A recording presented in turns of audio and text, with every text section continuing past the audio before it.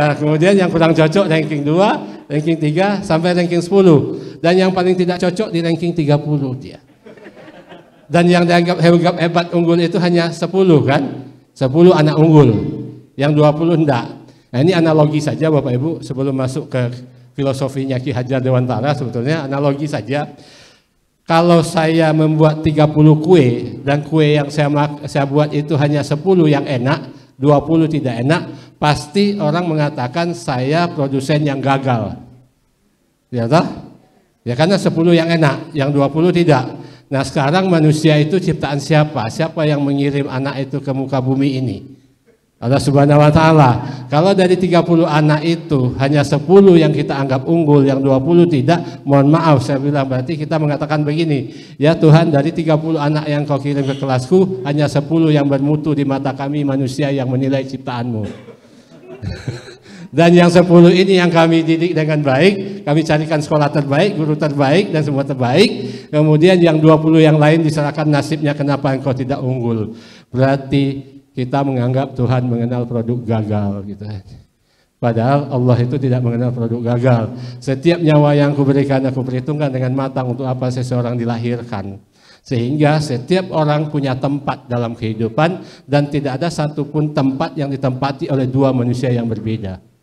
Seperti partikel yang di alam ini, sekecil apapun partikel dia menempati tempatnya masing-masing dan dia menjalankan tugasnya sesuai dengan orbit masing-masing, menjadi bahagian dari harmoni kehidupan.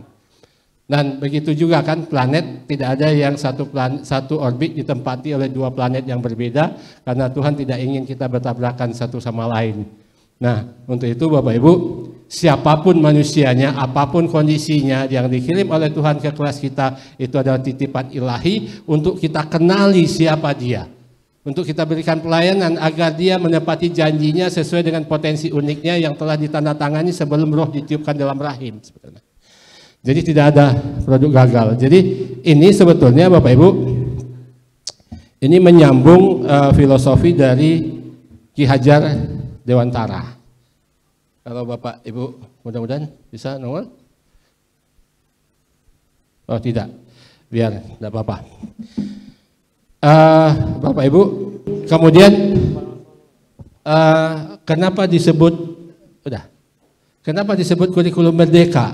Berarti selama ini kita belum merdeka. Bapak Ibu, kalau ada satu pertanyaan saya lontarkan pada teman-teman guru dari Sabang sampai Merauke, Bapak Ibu, dan minta dijawab dengan post-it.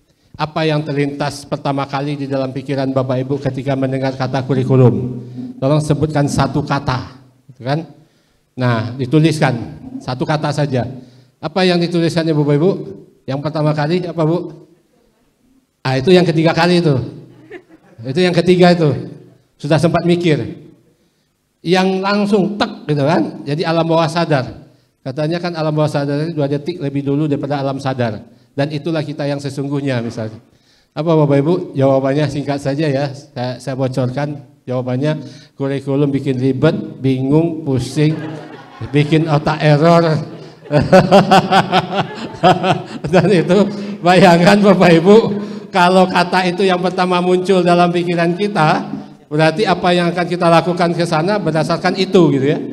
Kurikulum ribet, rumit gitu kan. Berarti Bapak Ibu merasakan tak belenggunya kurikulum itu, administrasi kurikulum selama ini gitu kan. Dan itulah refleksinya seperti itu kira-kira.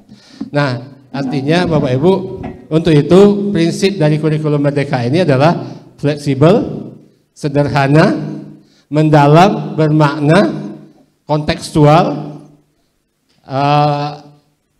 sangat berfokus kepada anak, memberikan pelayanan kepada setiap individu anak.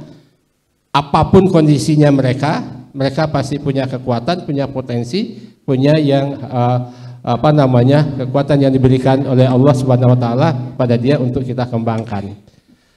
Sehingga kata Pak Ki Hajar Dewantara, Bapak pendidikan kita sekitar tahun 20-an, tahun 22-an Bapak Ibu, beliau mengatakan begini. Hidup tumbuhnya anak-anak itu terletak di luar kecakapan atau kehendak kita kaum pendidik. Coba kita baca kalimatnya. tumbuh kembangnya anak-anak itu terletak di luar kecakapan atau kehendak kita kaum pendidik. Lalu kehendak siapa? Nah, selama ini mungkin anak-anak itu bisa memenuhi kehendak orang dewasa, kehendak orang tuanya, bisa juara ini dan sebagainya, dan orang tuanya bangga, orangnya puas. Tapi kita tidak tahu bahwa mungkin saja batinnya menjerit, gitu. Batinnya menjerit, gitu kan? Kenapa? Demi membahagiakan orang dewasa, dia bisa paksa dirinya untuk melakukan sesuatu yang mungkin tidak sesuai dengan potensi uniknya. Akhirnya itu, bayangkan. Nah, itu dikatakan anak-anak itu sebagai makhluk dan sebagai manusia, sebagai benda hidup, teranglah hidup dan tumbuh menurut kodratnya masing-masing, menurut fitrahnya masing-masing. Nah, Bapak Ibu, kalau kita baca dua buku Ki Hajar itu, dia menganalogikan dengan tumbuhan, banyak sekali di situ, dengan padi, dengan jagung dan sebagainya. Nah, di sebutir jagung itu sudah ada akar, sudah ada buah, sudah ada batang, dan sudah ada semuanya di sebutir jagung. Buktinya sudah ada begitu kita taruh di tanah, di habitatnya. Tanah itu walaupun tanah itu lembab, basah, dan siang kepanasan, kehujanan, dan mungkin bau kotoran hewan yang kita kasih ke situ, dan karena itu habitat yang cocok bagi dia, maka 3 bulan kemudian, 4 bulan kemudian dia tumbuh menjadi jagung yang subur dengan vitamin-vitamin yang sangat dibutuhkan oleh tubuh kita. Nah, apa jadinya kalau bibit jagung itu kita taruh di meja atau di kulkas? Menurut kita meja ini aman bagi bibit jagung, tidak kena hujan, tidak kena panas, dan tidak ada bau kotoran hewan. Dan di kulkas juga nyaman, gitu kan? Apa yang terjadi 3 bulan kemudian? Jangan 3 bulan kemudian ya, 3 hari kemudian dia busuk. Jangan-jangan suasana yang kita bangun yang selama ini dalam dunia pendidikan, yang menurut kita anak cocok untuk anak datang tiap hari, duduk dengan tenang, menjalankan semua pekerjaan, mendengarkan ceramah guru, tugas-tugas semua dikerjakan, ujian diikuti, dan semuanya. Jangan-jangan seperti menaruh bibit jagung di atas meja atau di kulkas, cocok menurut kita tetapi tidak cocok menurut kita. Nah, kalau itu terjadi, tanggung jawab kita dunia akhirat kepada ilahi sebenarnya.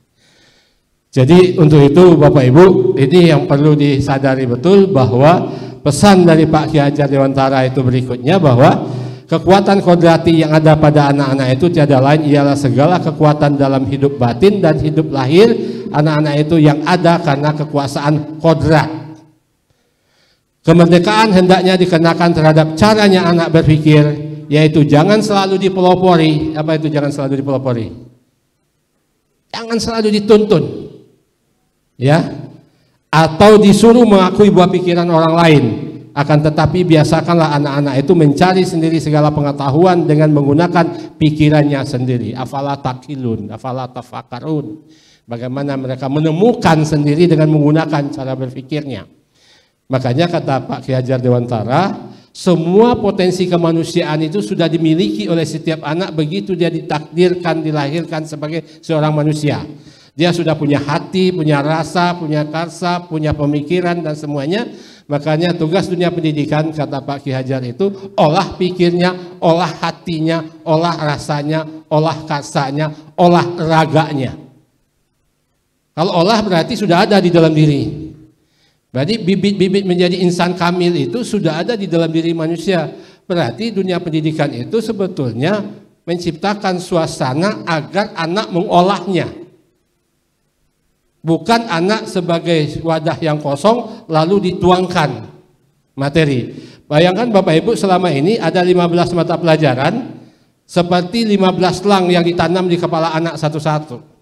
Di ujung di sana tuh ada gentong yang berisi penuh materinya. Kemudian semua isi gentong itu dimasukkan ke dalam kepala anak secara terpisah-pisah.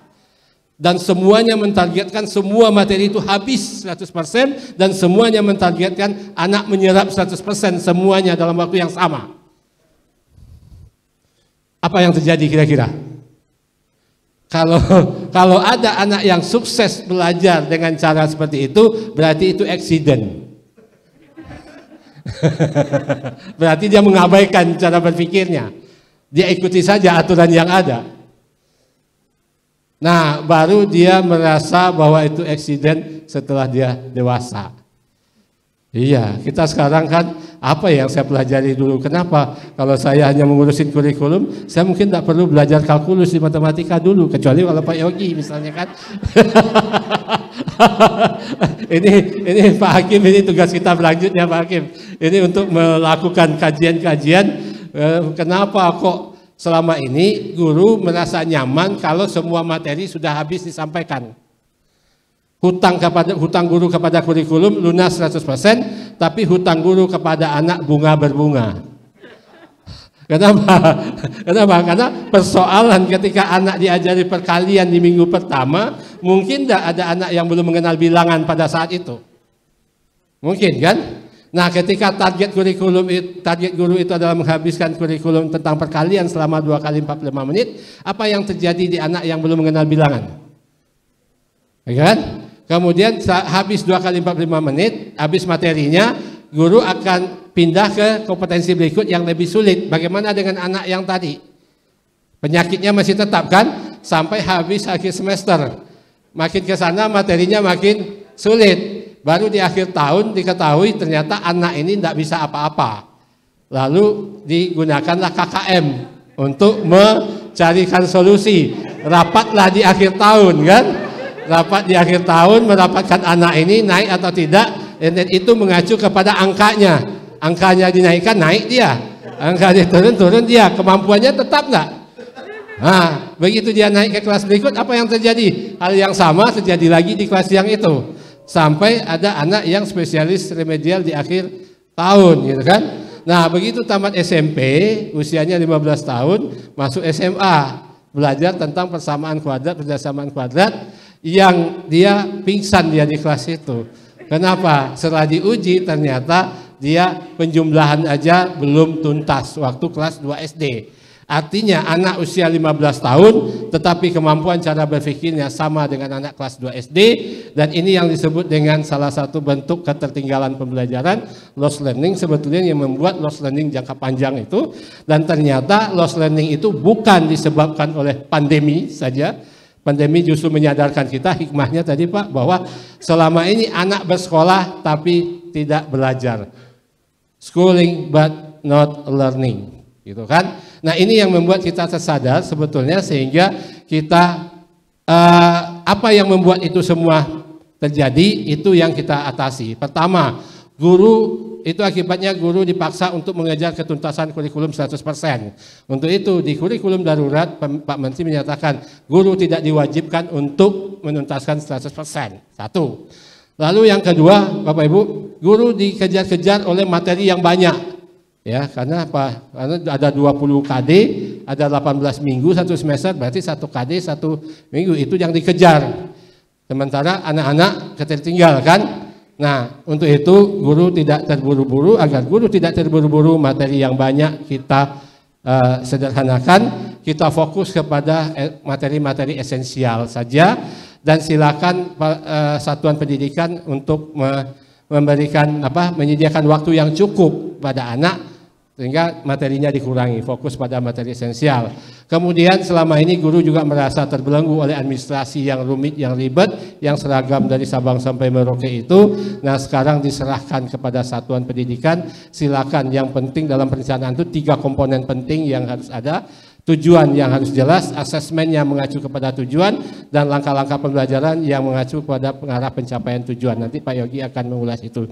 Nah, itu barangkali Bapak Ibu. Jadi intinya kenapa disebut merdeka?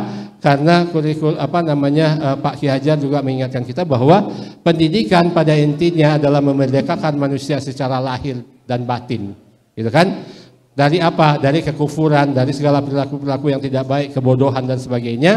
Dan bagaimana mungkin akan bisa melahirkan anak-anak yang berpikiran merdeka seperti itu, merdeka dari kebodohan, jika seandainya gurunya terbelenggu oleh berbagai administrasi.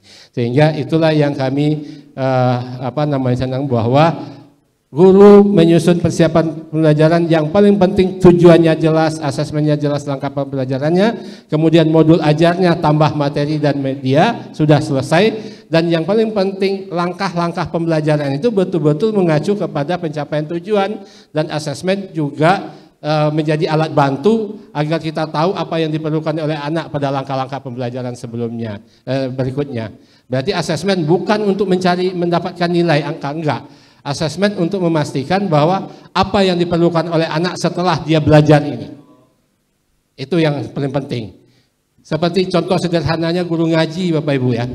Guru ngaji itu kan PPDB-nya tiap hari, tidak tiap tahun. Yang penting begitu guru anak muridnya datang, dia suruh baca, sudah bisa melafalkan tapi maksudnya belum benar, maka maksudnya yang dibenarin.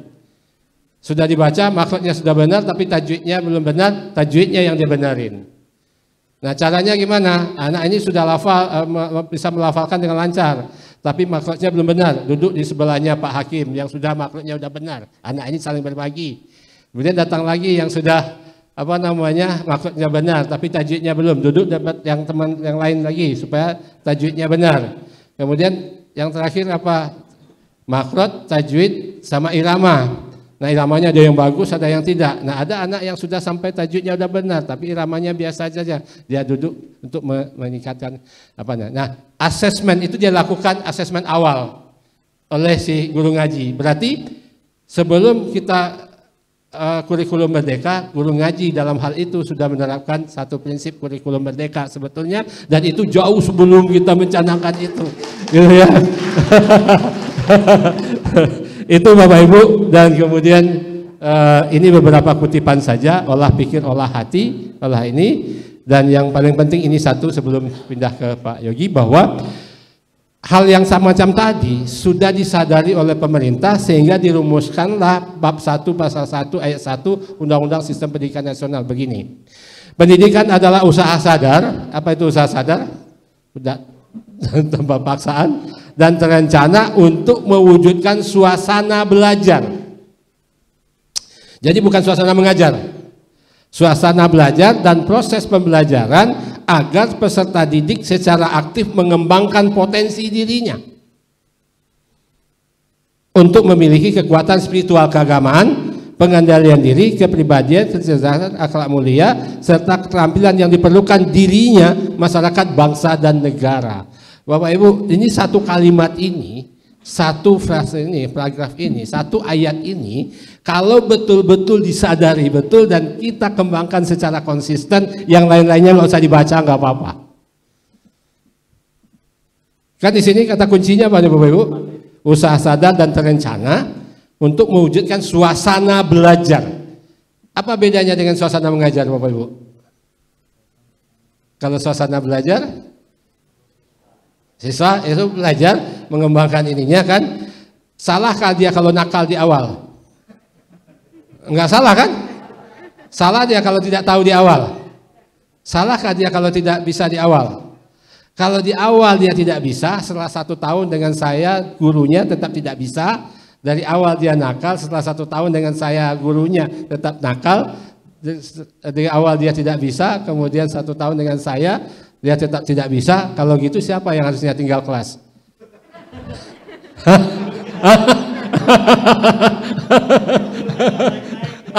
Berarti kan?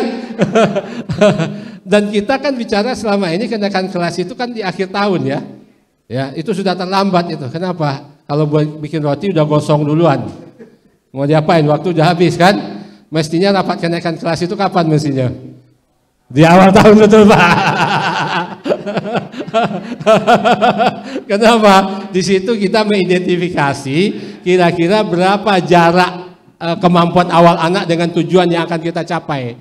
Ada anak yang di sini, ada di sini, di sini, di sini, dan bagaimana cara membuat proses pembelajaran yang berdiferensiasi sesuai dengan keberagaman capaian anak tadi. Seperti guru ngaji tadi kan, berdiferensiasi kan. Nah, selama ini belum terbayang oleh guru bagaimana cara pembelajaran diferensiasi itu kalau dalam satu kelas itu ada anak yang belum mengenal bilangan, sementara ada anak yang sudah perkalian. Dia duduk di bangku yang sama, di meja yang sama. Gimana caranya? Nah itu belum kebayang selama ini. Nah mudah-mudahan dengan kurikulum Merdeka itu menjadi mudah, menjadi enteng Bapak Ibu, dan mudah-mudahan semua ini bisa memberikan kekuatan kepada Bapak Ibu. Percayalah bahwa Allah itu tidak akan memberikan persoalan melebihi batas kemampuan manusia, dan jika kita dihadirkan persoalan berat hari ini, itu petanda sinyal dari Allah bahwa di dalam diri kita telah ada kemampuan yang melebihi dari persoalan itu sebetulnya. Berarti kenapa? Justru kemampuan lebih dulu diberikan Allah, baru persoalan sebetulnya kan. Jadi itu Bapak Ibu mungkin yang bisa kita renungkan ya. Kenapa kurikulum Merdeka, kenapa itu pilihan, dan kenapa itu dan sebagainya. Dan itu saja, mungkin waktunya sudah habis saya 20 menit, dan silakan itu Pak Yogi nanti akan melanjutkan secara kebijakan, dan nanti kita diskusikan kalau ada waktu, dan jika ada hal-hal yang kurang berkenan mohon maaf. Wabillahi taufiq wal hidayah. Wassalamualaikum warahmatullahi wabarakatuh. Seru sekali, terkesima dengan apa yang sudah disampaikan oleh Dr. Zulkifli. Ini berkaitan langsung, mungkin langsung ke pemateri kedua ya. Dr. Yogi, monggo saya persilahkan.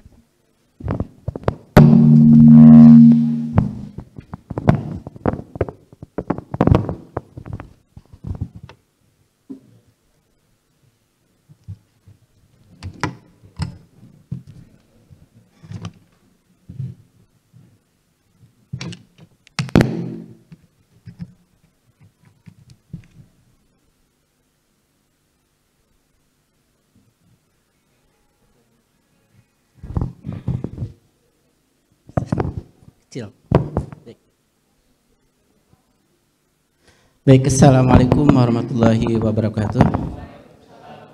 Ya, izin Ibu Bapak melanjutkan apa yang disampaikan oleh Pak Kapus terkait dengan kurikulum Merdeka. Kalau tadi Pak Kapus menyampaikan terkait filosofi yang melandasi kurikulum Merdeka ini, izin saya melanjutkan terkait dengan apa yang tadi dipikirkan itu kita tuangkan ke dalam regulasi, ke dalam panduan-panduannya.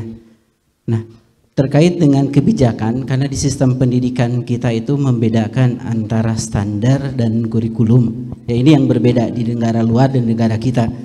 Kalau di negara luar dicari perbandingannya, ya standar kurikulum itu juga.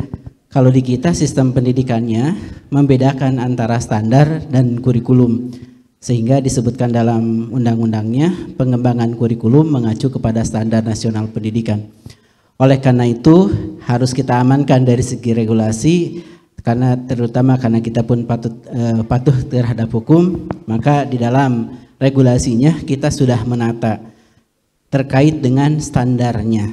Jadi di tahun ini kebijakan yang dilakukan oleh kementerian itu belum mengganti kurikulum.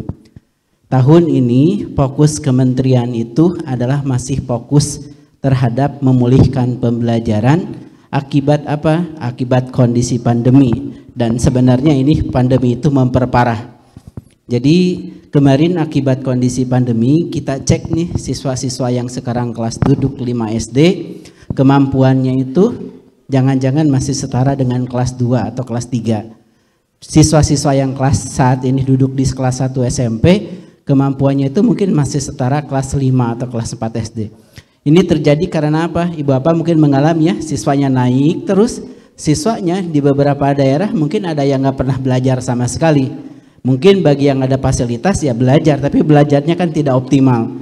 Dan teridentifikasi di beberapa daerah itu dengan kondisi pandemi itu benar-benar tidak ada pembelajaran sama sekali, diliburkan. Nah bayangkan ya, waktu awal pandemi 2 tahun lalu dia duduk kelas 2, sekarang sudah duduk di kelas 4. Kemampuannya bukannya naik gitu, turun karena dia 2 tahun nggak belajar sama sekali.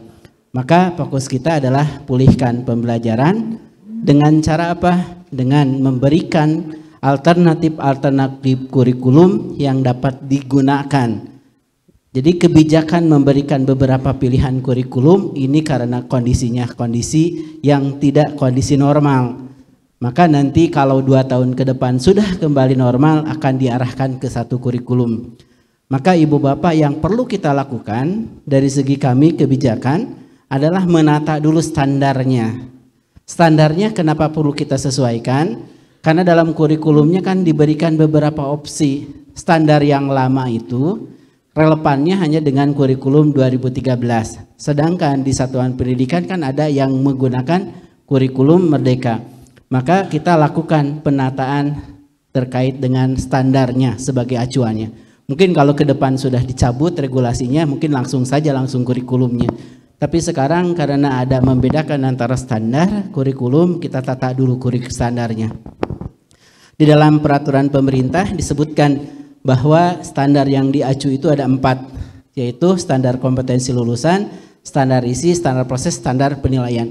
Sebenarnya rataan kaitan dengan kurikulum ini tidak keluar juga dari teori kurikulum. Jadi Tyler di tahun 49 menyatakan bahwa berbicara kurikulum itu selalu berbicara 4 hal. Maka standar yang sebagai acuan pun harus berbicara 4 hal. Berbicara apa saja? 1, berbicara tujuan, 2, berbicara materi, 3, berbicara cara, 4, berbicara menilainya. Inilah yang cikal bakal ya, Tyler sebagai bapak kurikulum itu tahun 49. Tapi kalau beberapa referensi menyebutkan bahwa pemikiran-pemikiran beliau pun sebenarnya dipengaruhi dari pemikiran Ki Hajar Dewantara. Ki Hajar Dewantara itu kan di tahun 20-an, karya aslinya ada di Amerika, sedangkan Tyler berada di Amerika. Di karya-karya asli dan disinyalir beliau itu pemikiran-pemikirannya termasuk pemikiran taksonomi Bloom itu banyak diwarnai oleh pemikiran Ki Hajar Dewantara. Oleh karena itu sebenarnya kebijakan-kebijakan pemikiran pendidik kita itu selaras dengan pemikiran-pemikiran secara global. Nah, Ibu Bapak berbicara 4 hal ini karena kita harus digradasi nih. Kami sebenarnya mengakui rumit, disimpan mana disimpan level standar, mana disimpan level kurikulum, baru mana di level turunannya. Tapi ini perlu kita lakukan karena secara peraturan kita mengharuskan tersebut secara peraturan. Jadi kita letakkan tata dulu standarnya sebagai acuan agar relevan. Di bawahnya itu ada 3 kurikulum. Kemarin standar kompetensi lulusannya kita sudah integrasikan kan berbicara tujuan. Maka tujuannya apa? Kompetensi lulusan seperti apakah yang akan dihasilkan dari peserta didik kita. Setelah dia lulus SD, setelah lulus SMP, setelah lulus SMA, kompetensi lulusan seperti apa? Nah, itulah yang kita rumuskan. Kalau Ibu Bapak mendengar istilah dimensi profil pelajar Pancasila, itu sudah kita integrasikan. Kompetensi lulusan seperti apakah para peserta didik kita? Ya, mulai dari beriman bertakwa kepada Tuhan Yang Esa. Ini Bapak mungkin hanya negara kita yang mencantumkan tujuannya beriman bertakwa kepada Tuhan Yang Maha Esa. Bisa dicek ya. Makanya karena falsafah kita Pancasila, tujuan kita ini salah satunya beriman bertakwa. Bisa dicek kompetensi negara-negara lain, hampir tidak ada yang meletakkan beriman bertakwa sebagai tujuan yang dihasilkan para peserta didik kita. Lalu bernalar kritis, gotong royong, kebinekaan global itu sudah diintegrasikan, termasuk literasi numerasi. Bapak bisa dicek ya.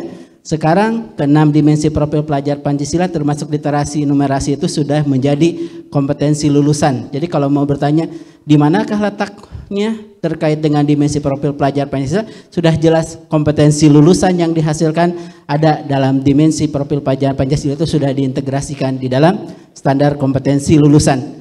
Sebenarnya tadi sampaikan Pak Kapus, kalau seperti itu bolehkah siswa lulus kalau ada materinya yang belum tuntas? Kompetensi lulusan tidak berbicara materi sebenarnya.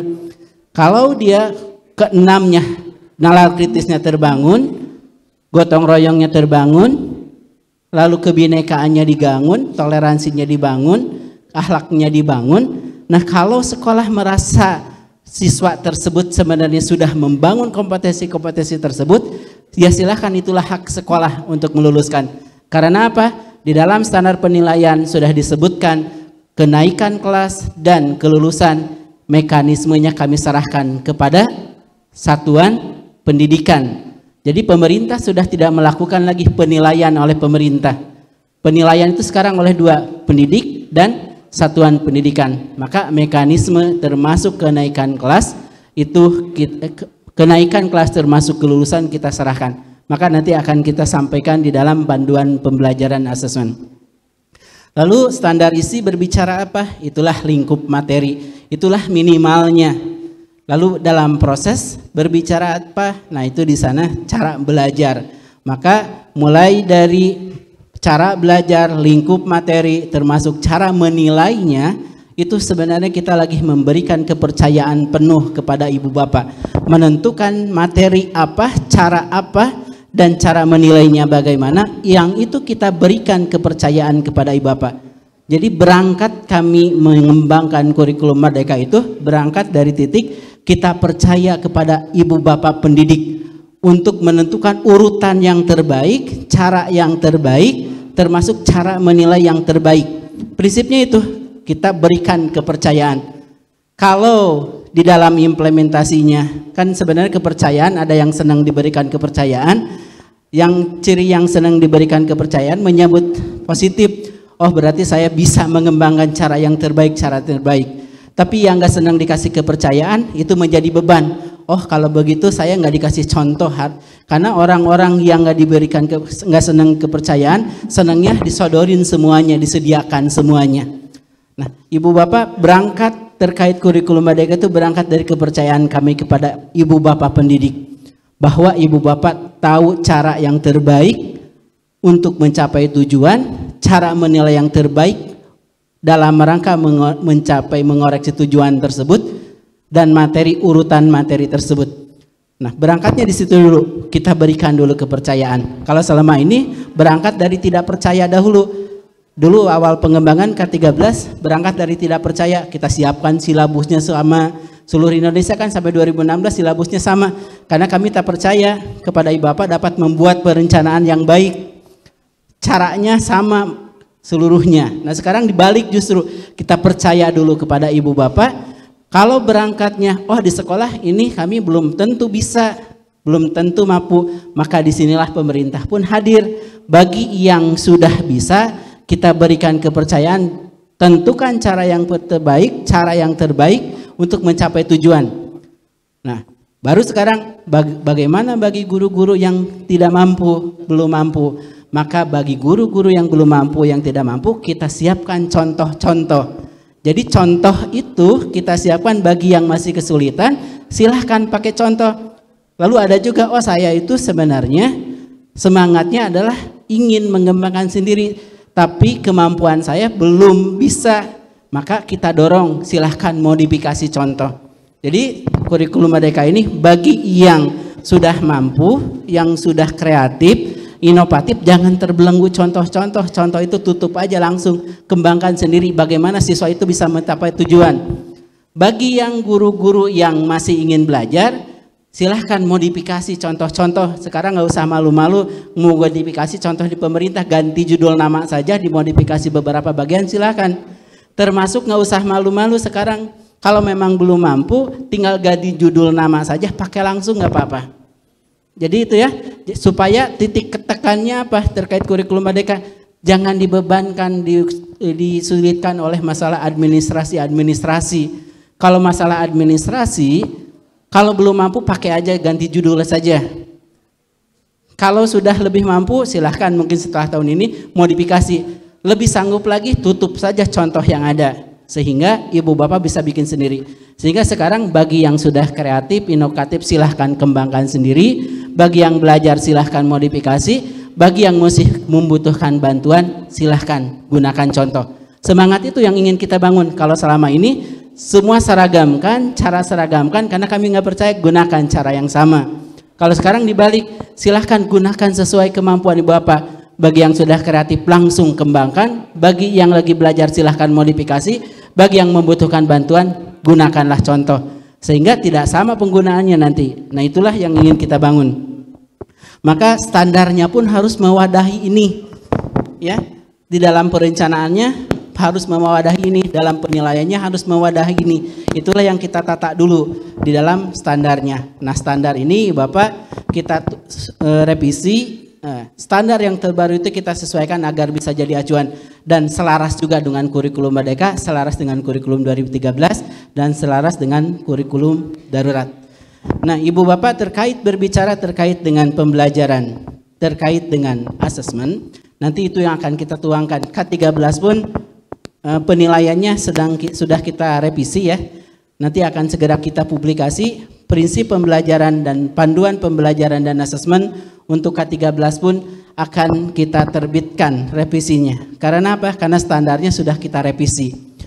Berkaitan dengan perencanaan di dalam proses pembelajaran misalnya, dalam proses pembelajaran itu kan selama ini kan ada silabus, ada RPP ya, sehingga ada komponen-komponen. Maka sekarang dalam standar penilaian, standar proses bisa Ibu Bapak lihat ya, proses itu berbicara, perencanaan itu berbicara minimal 3 komponen. Ada tujuan, ada langkah-langkah, ada asesmen. Ini ya, jadi tidak berbicara sistematikanya seperti apa. Tidak berbicara harusnya seperti apa, harus ada silabus dulu, RPP itu seperti apa. Nah, yang paling penting adalah silahkan tuangkan perencanaan itu sebelum ke perencanaan harian, ada perencanaan tahunan. Mau nyebutnya perencanaan tahun silabus, alur tujuan, unit plan, silahkan. Yang penting buat perencanaan. Sistematikanya, mau horizontal, mau vertikal, bentuknya, mau dalam Word, Excel, PPT, silahkan. Yang penting menyusun perencanaan, tadi memuat minimal 3 komponen, tujuan, langkah-langkah, dan asesmen. Lalu di dalam yang keempat adalah terkait dengan standar penilaian. Nah, berkaitan standar penilaian ini ditegaskan ya, mencabut yang lama ya, penilaian itu sekarang oleh 2, penilaian oleh pendidik, penilaian oleh satuan pendidikan. Tidak ada lagi penilaian oleh pemerintah. Penilaian oleh pemerintah selama ini kan dalam bentuk ujian nasional. Ada penilaian oleh pemerintahnya itu udah hilang ya.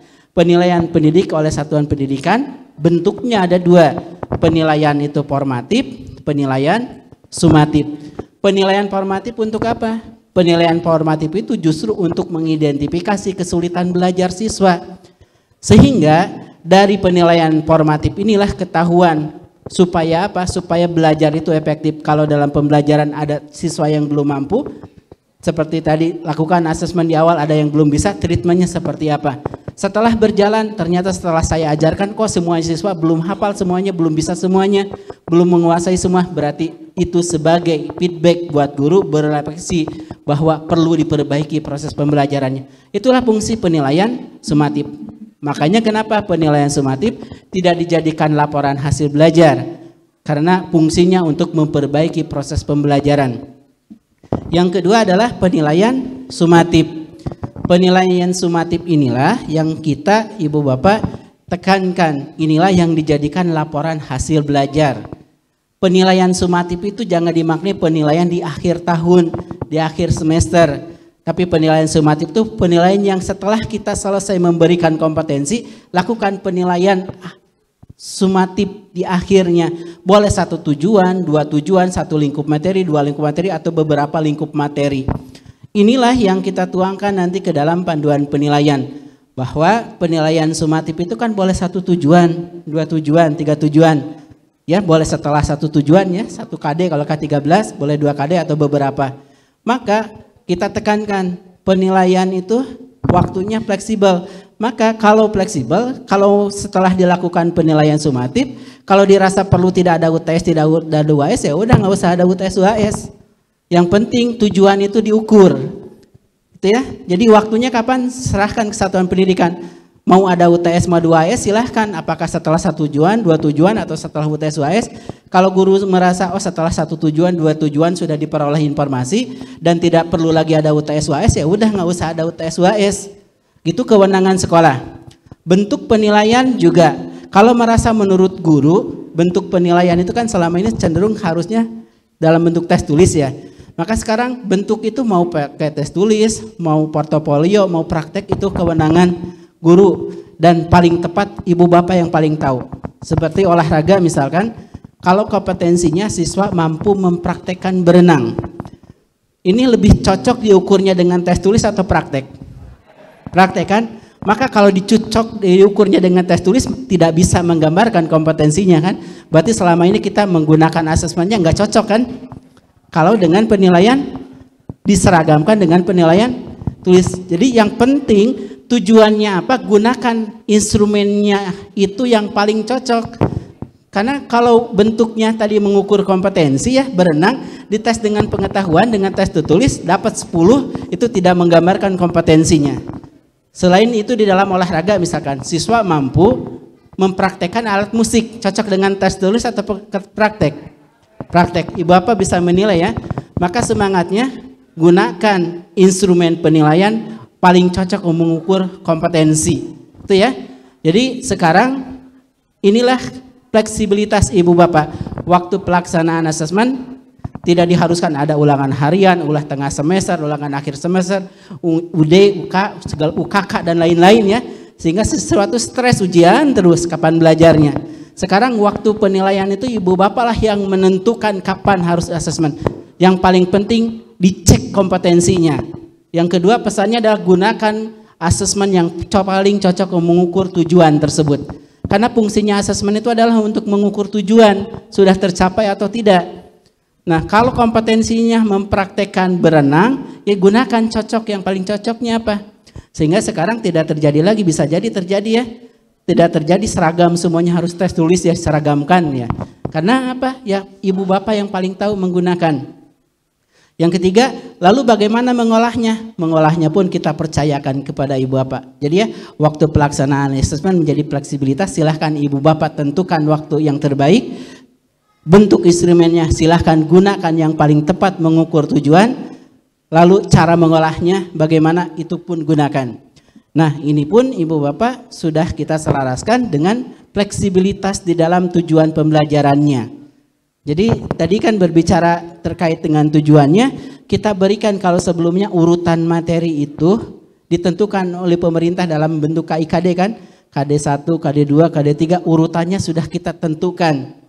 Kalau sekarang semangatnya justru kita tentukan kompetensi itu nanti di akhir fase, di akhir kelas 2, di akhir kelas 4, akhir kelas 6, akhir kelas 9. Supaya apa? Supaya Ibu Bapak lah yang menentukan cara yang terbaik, urutan terbaik untuk mengajar. Dengan cara apa? Lihat kemampuan awal siswanya. Bisa jadi ini di SMP ya, mungkin Ibu Bapak punya pengalaman, oh paling tepat saya ngajarin pertama itu geometri.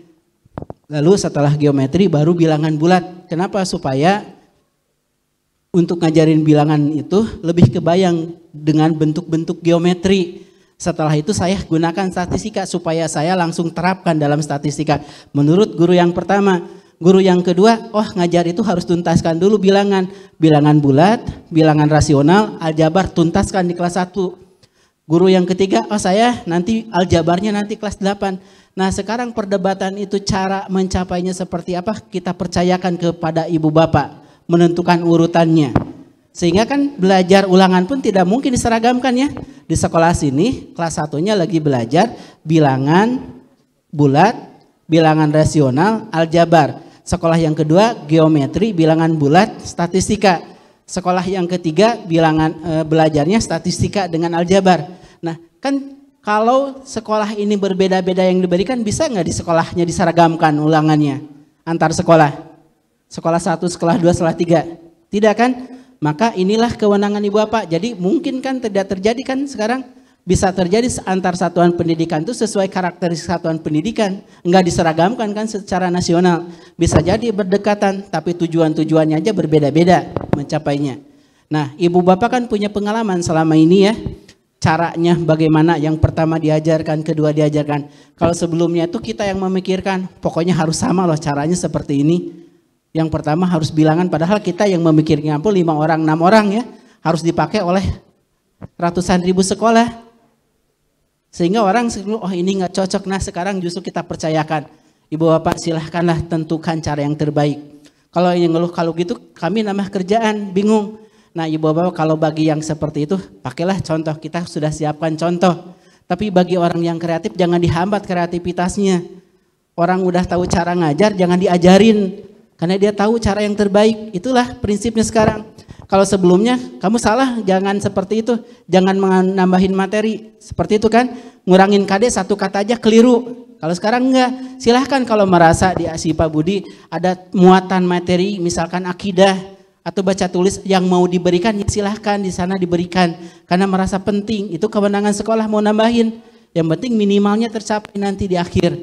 Urutan mengajar materinya mau seperti apa, Ibu Bapak lah yang menentukan. Dan lihat kondisi awal, misalkan di sekolah 1 kelas 1. Kalau sekarang kan sudah ditentukan KD yang pertama, 1 bulan pertama menguasai bilangan 1 sampai 100. Sehingga siswa bisa atau enggak bisa ya, harus beralih. Sehingga tadi yang sampaikan Pak Kapus, Siswa itu gurunya tuntas ngajarin tuh bilangan sampai 100, tapi siswanya yang hafal hanya beberapa persen. Sudah dianggap bisa semua. Kenapa? Kurikulumnya sudah tuntas seluruhnya diajarkan, tapi siswanya hanya beberapa. Kalau sekarang enggak. Sekarang itu lihat kemampuan awal anak. Kalau selama 1 tahun memang siswanya baru bisa sampai 20 selama 1 tahun, jangan cepat-cepat langsung di atas 20. Konsen kita siswa kuasai dulu kompetensinya dengan baik. Sehingga bisa beda-beda nih antara satu sekolah. Sekolah yang satu lulusan PAUD semuanya. Mungkin 1 tahun sudah tercapai 100. Sekolah yang B nggak pernah belajar PAUD, ya mungkin cukup 1 sampai 5 atau sampai 10 belajarnya. Karena dia kemampuan siswanya berangkatnya berbeda-beda. Konsen kita adalah siswa kuasai kompetensinya. Jadi tidak stres-stres nih gurunya, oh ini kompetensinya harus segera habis. Karena gurunya sudah tahu nih saya mengajarnya sampai sini, urutannya seperti ini, ngajarnya seperti ini. Karena saya yang paling tahu ngajar sini. Mungkin betul di sekolah yang sana bisa ngajarin sampai 100 kelas 1, tapi siswa-siswa saya itu belum bisa. Karena rata-rata belum mampu menguasai, sehingga yang penting bagi saya adalah saya tahu kemampuan apa yang bisa dicapai oleh siswa. Sehingga guru tentukan tujuan yang mungkin realistis dicapai dan bisa dicapai oleh peserta didik. Itulah yang ingin kita berikan kemerdekaan kepada ibu bapak ya. Untuk menentukan tujuan yang terbaik, cara yang terbaik, dan cara menilai yang terbaik. Itu ya. Maka sekarang kalau diberikan silahkan, diberikan dimanfaatkan ya kepercayaan ini. Tapi sekali lagi bagi yang kesulitan, kebingungan, nggak usah khawatir. Kita siapkan kok contoh-contoh. Jadi kita pun tidak meninggalkan. Nah harusnya dalam prakteknya nanti bagaimana kami takut salah semestinya tuh ibu bapak justru kita berikan panduan-panduan ya. Supaya ibu bapak tuh jangan banyak takut salahnya. Yakinlah. Selama ini kan mungkin ibu bapak punya praktik yang terbaik yang selama ini disalahkan. Padahal berhasil meningkatkan kompetensi siswa, karakter siswa. Nah ibu bapak untuk hal ini bagi ibu bapak mungkin bagi yang masih kebingungan ingin baca-baca ya. Kita siapkan 3 panduan ini untuk membantu ibu bapak ingin baca-baca. Karena prinsipnya kalau kami sekarang belajar, kalau dulu kan belajar harus bertahap dulu ya. Narasumber nasional turun ke instruktur nasional ke instruktur provinsi ke kabupaten kota. Kalau belum dilatih, belum afdol, belum bisa gitu. Kalau sekarang justru kami siapapun mungkin ibu bapak belajar tuh bisa kapanpun, dimanapun, dengan siapapun, kapanpun, dan mempunyai kesempatan yang sama. Karena mungkin ibu bapak dengan belajar langsung, mempelajari langsung bisa jadi ibu bapak lebih cepat belajar. Maka yang kita dorong silahkan pelajari, bentuk komunitas belajar di sekolah, diskusikan dengan teman-temannya. Kalau ada yang membingungkan bisa tanya nih, ada motivator Pak Hakim, atau bisa jadi tanyakan ke WA kami, sudah tertuang di dalam linknya, di dalam kurikulum nanti ada helpdesk yang silahkan ditanyakan langsung jika ada kesulitan. Jadi untuk mempersiapkan ini apa? Ini aja Ibu Bapak ya. Untuk memahami silahkan pelajari. Jadi walaupun belum dilatih, pede aja Ibu Bapak, silahkan pede aja. Nanti baca ya. Karena prinsipnya justru kita ingin menghilangkan sistematika dengan cara yang sama, pola yang sama. Itu yang ingin kita bangun. Dan fokusnya apa? Peserta didik kita. Di dalam kurikulum operasional kita ingin menekankan hal-hal yang akan dijalankan aja yang disimpan. Jangan segala macam disimpan. Landasan teori, landasan hukum yang hanya nambah-nambah halaman dan belum tentu dibaca. Sayang kan kertas ya. KTSP sampai 500 halaman, 700 halaman itu nembangin kertas sayang-sayang. Dan belum tentu dibaca gitu. Maka kita simpan tuh yang penting aja, yang mau dipakai. Saya mau melakukan apa ke depan. Itu yang kita simpan. Harusnya lebih sederhana. Lalu dalam panduan pembelajaran asesmen. Panduan pembelajaran asesmen itu membantu bagaimana perencanaan pembelajaran dan asesmen. Jadi kalau kurikulum operasional itu justru kalau ibu bapak biasa bikin sendiri, harusnya lebih mudah ini. Kita ingin nekannya yang esensial aja disimpan. Bagaimana karakter satuan pendidikan, visi, misi, tujuan. Itu kan sudah pada punya ya. Dengan kurikulum mereka jangan tiba-tiba harus baru juga ya. Kalau masih relevan gunakan aja. Lalu bagaimana perencanaannya, lalu bagaimana pengorganisasiannya. Itu kurikulum operasionalnya. Lalu bagaimana pembelajaran asesmen. Pembelajaran asesmen ya. Di dalam panduan yang kedua itu bagaimana mulai menyusun perencanaan sampai asesmen. Perencanaan itu prinsipnya setelah memahami capaian, susun alur belajarnya, tuangkan ke perencanaan pembelajaran. Itu aja. Capaian pembelajaran ke dalam alur itu duduk bareng-bareng, Ibu Bapak, jangan sendiri-sendiri. Jadi sebenarnya kan dari capaian pembelajaran ke alur tujuan atau ke tujuan pembelajaran ya, ke tujuan dulu, lalu alur tujuan, itu sebaiknya duduk bareng-bareng. Paling mudah duduk bareng-bareng, download bareng-bareng, pakai bareng-bareng. Itu kan nggak usah kerja keras ya, paling mudah. Lebih bagus duduk bareng-bareng, bikin bareng-bareng. Jadi bikin alur itu nggak sendiri-sendiri, duduk matematika seluruhnya satu SMP matematika. Buat alur, petakan. Nah, ngalurin aja mana tujuan yang pertama, mana tujuan kedua, tujuan keempat, itu tuh alur tujuan. Jadi tujuan dengan ke alur itu hanya ngurutin tujuan dan dikerjakan bersama-sama. Nah, setelah buat alur, kami pun tegaskan, ini kan alur itu fungsinya seperti silabus, perencanaan tahunan kan. Maka tidak perlu lagi buat silabus, jadi nggak usah mempersulit diri. Buat alur juga, buat silabus juga. Kalau sudah buat alur, cukup buat alur, tidak usah buat silabus. Lalu silabus dasarnya kan harus adalah standar proses. Standar proses sudah kita cabut kok. Di dalam standar proses itu hanya berbicara perencanaan pembelajaran, memuat minimal 3 komponen. Itu ya. Jadi setelah buat alur, nah sekarang lebih simpel mana nih? Kalau sebelumnya silabus kan ada materi, ada kegiatan, ada asesmen, ada model ideal. Sekarang kan hanya memetakan alur saja. Lebih sederhana mana nih perencanaannya? Alur kan? Lalu yang setelah dari alur buat ke perencanaan. Perencanaan di level kelas. Perencanaan ke level kelas pun kami sebutkan. Ini bisa dalam bentuk RPP atau modul ajar.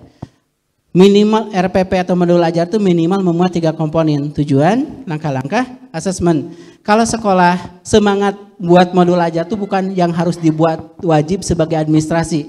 Karena sebagai kewajiban administrasi cukup 3 komponen, bisa bentuk RPP, modul ajar. Kita mendorong buat ibu bapak buat modul ajar itu bukan dari aspeknya sebagai administrasi. Modul ajar itu kita kategorikan perangkat ajar ya. Makanya untuk administrasi itu boleh RPP, boleh modul ajar, pilih salah satu. Jadi nggak usah bikin dua-dua. Semangatnya kita dorong buat ibu bapak modul ajar seperti ibu bapak buat buku teks. Kalau ibu bapak sudah sanggup bikin buku teks ya, buku teks diwajibkan atau tidak? Ibu bapak bikin, enggak kan? Maka sama seperti itu. Kalau ibu bapak ini yang versi lebih sederhananya. Kalau ibu bapak sudah sanggup bikin buku teks itu bangga atau enggak? Bangga kan? Sudah punya perencanaan sendiri, cara ngajar sendiri, tidak usah cari-cari yang lain. Itu pun terkait dengan semangat modul ajar. Jadi modul ajar jangan dilihat dari beban administrasi. Tapi ini sebagai kebanggaan ibu bapak kalau ngajar sudah tidak usah cari-cari yang lain. Cari-cari lagi buku teks.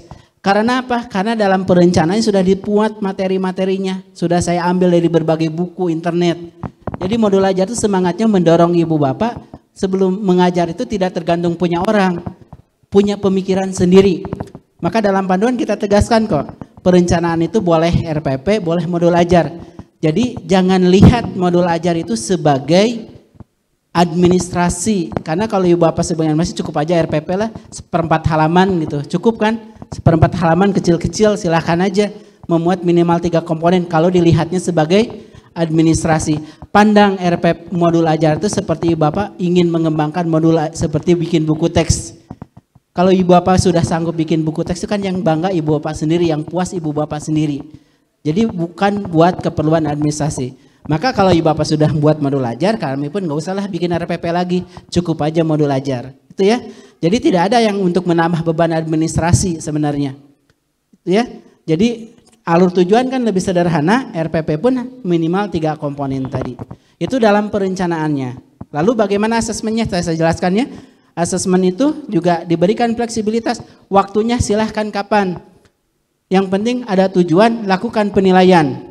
Boleh 1 tujuan, 2 tujuan, 3 tujuan. Sehingga kalau merasa tidak perlu ada UTS UAS ya udah nggak usah dipaksain ada UTS UAS. Yang kedua, penilaian bentuknya sesuaikan. Kalau merasa tidak perlu ujian tertulis ya udah nggak usah dipaksakan. Karena mungkin penilaian yang lain lebih cepat mengukur kompetensinya. Ibu bapak bisa lihat ya yang kami sediakan. Olahraga, seni, termasuk Pancasila di SD, itu kita tidak menyiapkan buku teks siswa. Supaya apa? Supaya belajar itu bukan hafalan, bukan teori. Jadi kenapa kita kok nyari-nyari PJOK, nyari-nyari seni nggak ada? Karena kita ingin justru langsung praktek. Jadi seni bukan hanya ngapalin pandai teori sastra seni, olahraga, karya sastra olahraga, tapi benar-benar bisa menguasai kompetensinya. Lalu bagaimana teorinya? Makanya disiapkan buku guru. Guru kan pasti pada saat ngajarin renang diajarin teorinya kan? Guru pada saat mempraktekkan seni ngajarin prakteknya, tetap diberikan. Tapi yang kita hindarkan adalah siswa suruh belajar baca buku tapi nggak pernah praktek seninya. Siswa suruh belajar bahasa olahraga tapi nggak pernah praktek olahraga. Nah seperti itu kan tidak menggambarkan kompetensi.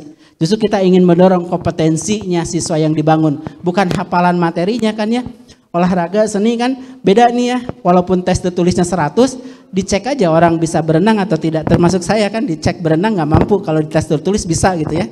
Makanya lolos. Nah kita yang kita dorong itu kompetensinya. Lihat seni itu kan didorong itu mampu mempraktekkan seni, tari-tari, keterampilan, tapi diujinya tes tulis ya seringkali kan tidak sesuai antara kompetensi dengan yang dia peroleh penilaiannya karena mungkin tidak cocok. Nah kita dorong waktunya silahkan, gunakannya instrumen yang paling cepat mengukur. Jadi kalau di sini si Pak Budi tidak pernah ada UTS dalam bentuk tes tertulis UAS, yaitu kan kebijakan sekolah dan mungkin lebih tepat, lebih mengukur kompetensinya. Mungkin diambilnya dari portofolio gitu ya. Lalu ditesnya juga pas beberapa mapel dengan tes lisan, itulah hak sekolah. Itu ya. Itu yang kita tuangkan dalam pembelajaran asesmen. Lalu ada yang ketiga nih, di dalam panduan proyek inilah yang kebaharuan kita. Jadi Ibu Bapak, tujuan dari kurikulum Merdeka ini adalah yang ingin kita bangun bukan hanya kompetensi. Kita itu ingin membangun karakter para peserta didik kita. Selama ini karakter itu kalau dititip-titipkan di dalam mapel, jadi sekarang itu ya bukan berarti menghilangkan guru ngajarin terkait membangun karakter, itu tetap lakukan. Namun kita ingin memastikan karakter itu dibangun, dibiasakan. Karena kalau dititipkan di tiap mapel seperti saat ini, munculnya hanya di RPP saja, tidak muncul di dalam pelaksanaan.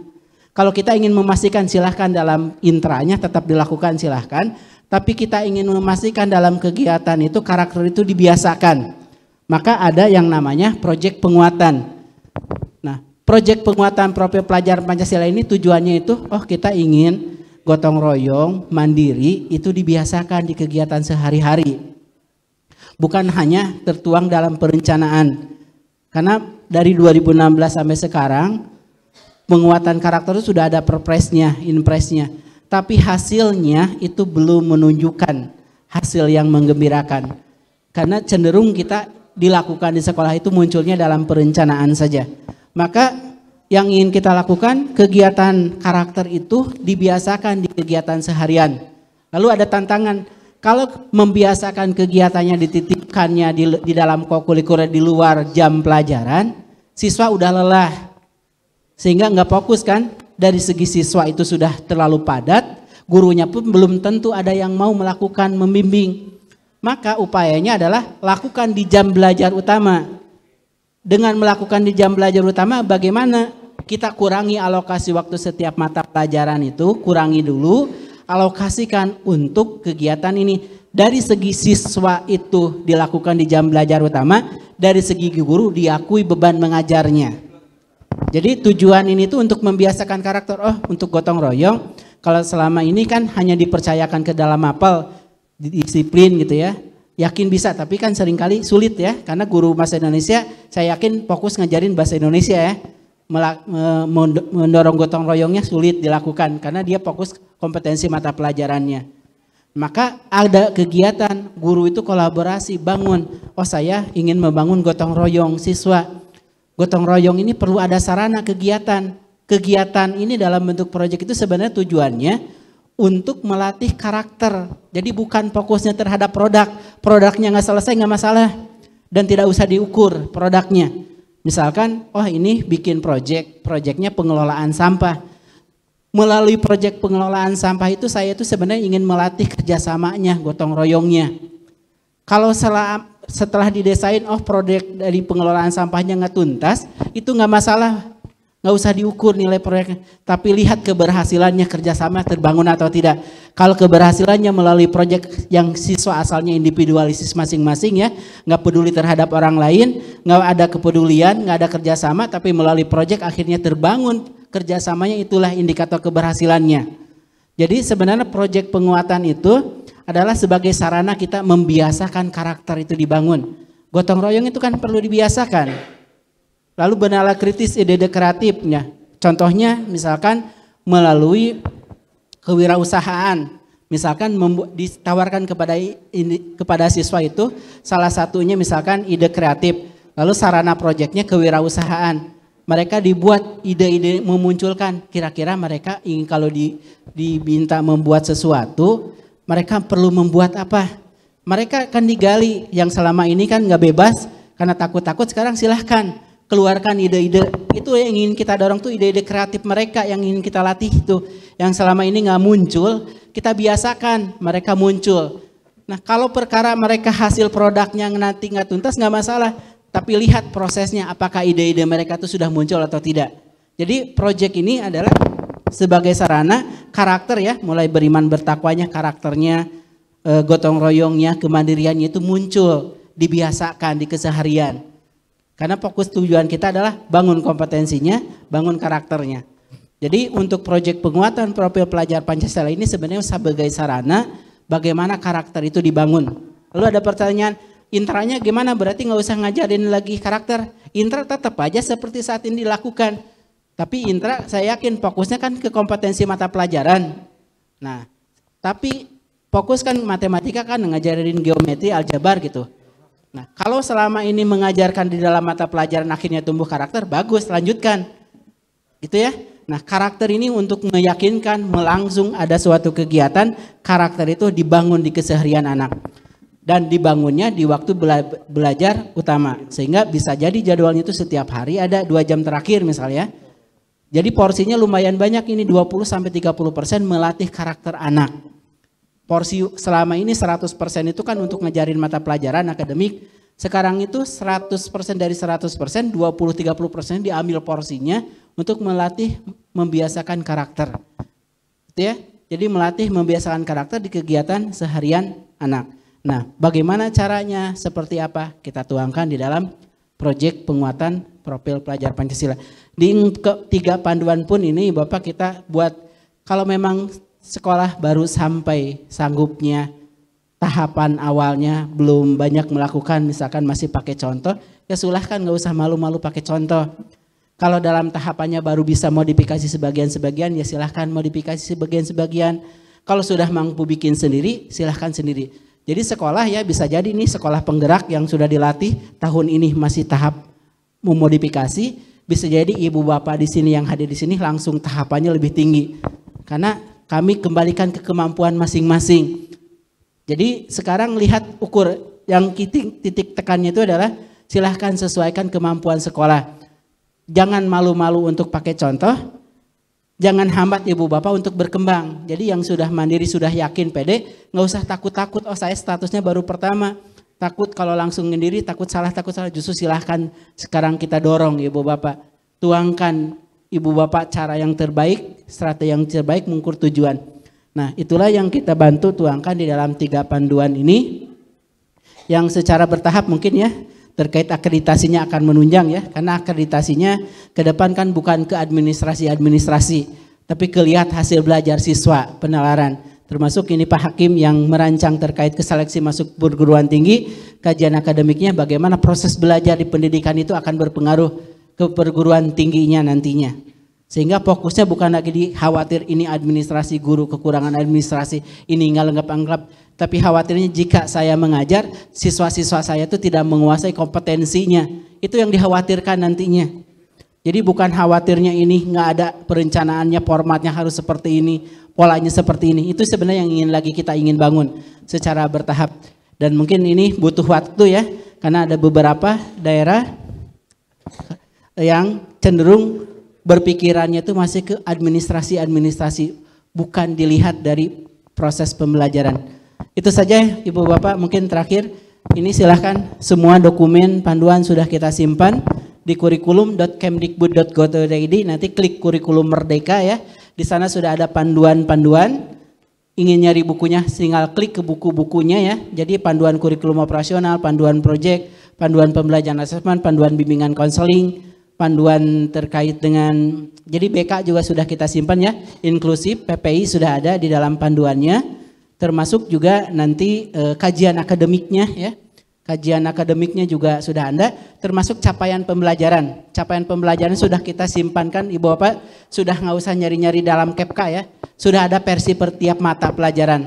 Jadi ada capaian mata pelajaran matematika, tinggal download matematika, capaian pembelajaran agama, tinggal download agama. Sudah ada di sini semuanya, versi setiap mapel ya. Jadi kalau kemarin kan dalam KEPK dicari-cari dulu halaman berapa, kalau sekarang sudah ada versi per mapelnya. Termasuk ingin nyari bukunya gimana, tinggal klik ada siswa informasi perbukuan, semua bukunya pun sudah ada untuk Ibu Bapak mengajar. Tapi sekali lagi ya, buku itu sebenarnya sebagai salah satu sumber ya. Ibu Bapak kalau merasa urutannya yang cocok, otak-atik aja nggak apa-apa. Oh di dalam buku ini ajarin kelas 1, saya mau ngajarin kelas 2 silahkan. Jadi semangatnya justru Ibu Bapak yang menentukan cara yang terbaik, strategi yang terbaik mencapai tujuan. Itu saja mungkin yang dapat saya sampaikan. Terima kasih. Assalamualaikum warahmatullahi wabarakatuh. Terima kasih Dr. Yogi. Kemudian untuk acara berikutnya adalah praktek baik implementasi kurikulum Merdeka di Al-Azhar Syifa Budi Solo bersama Haji Mashkur Fitriawan. Monggo Bapak.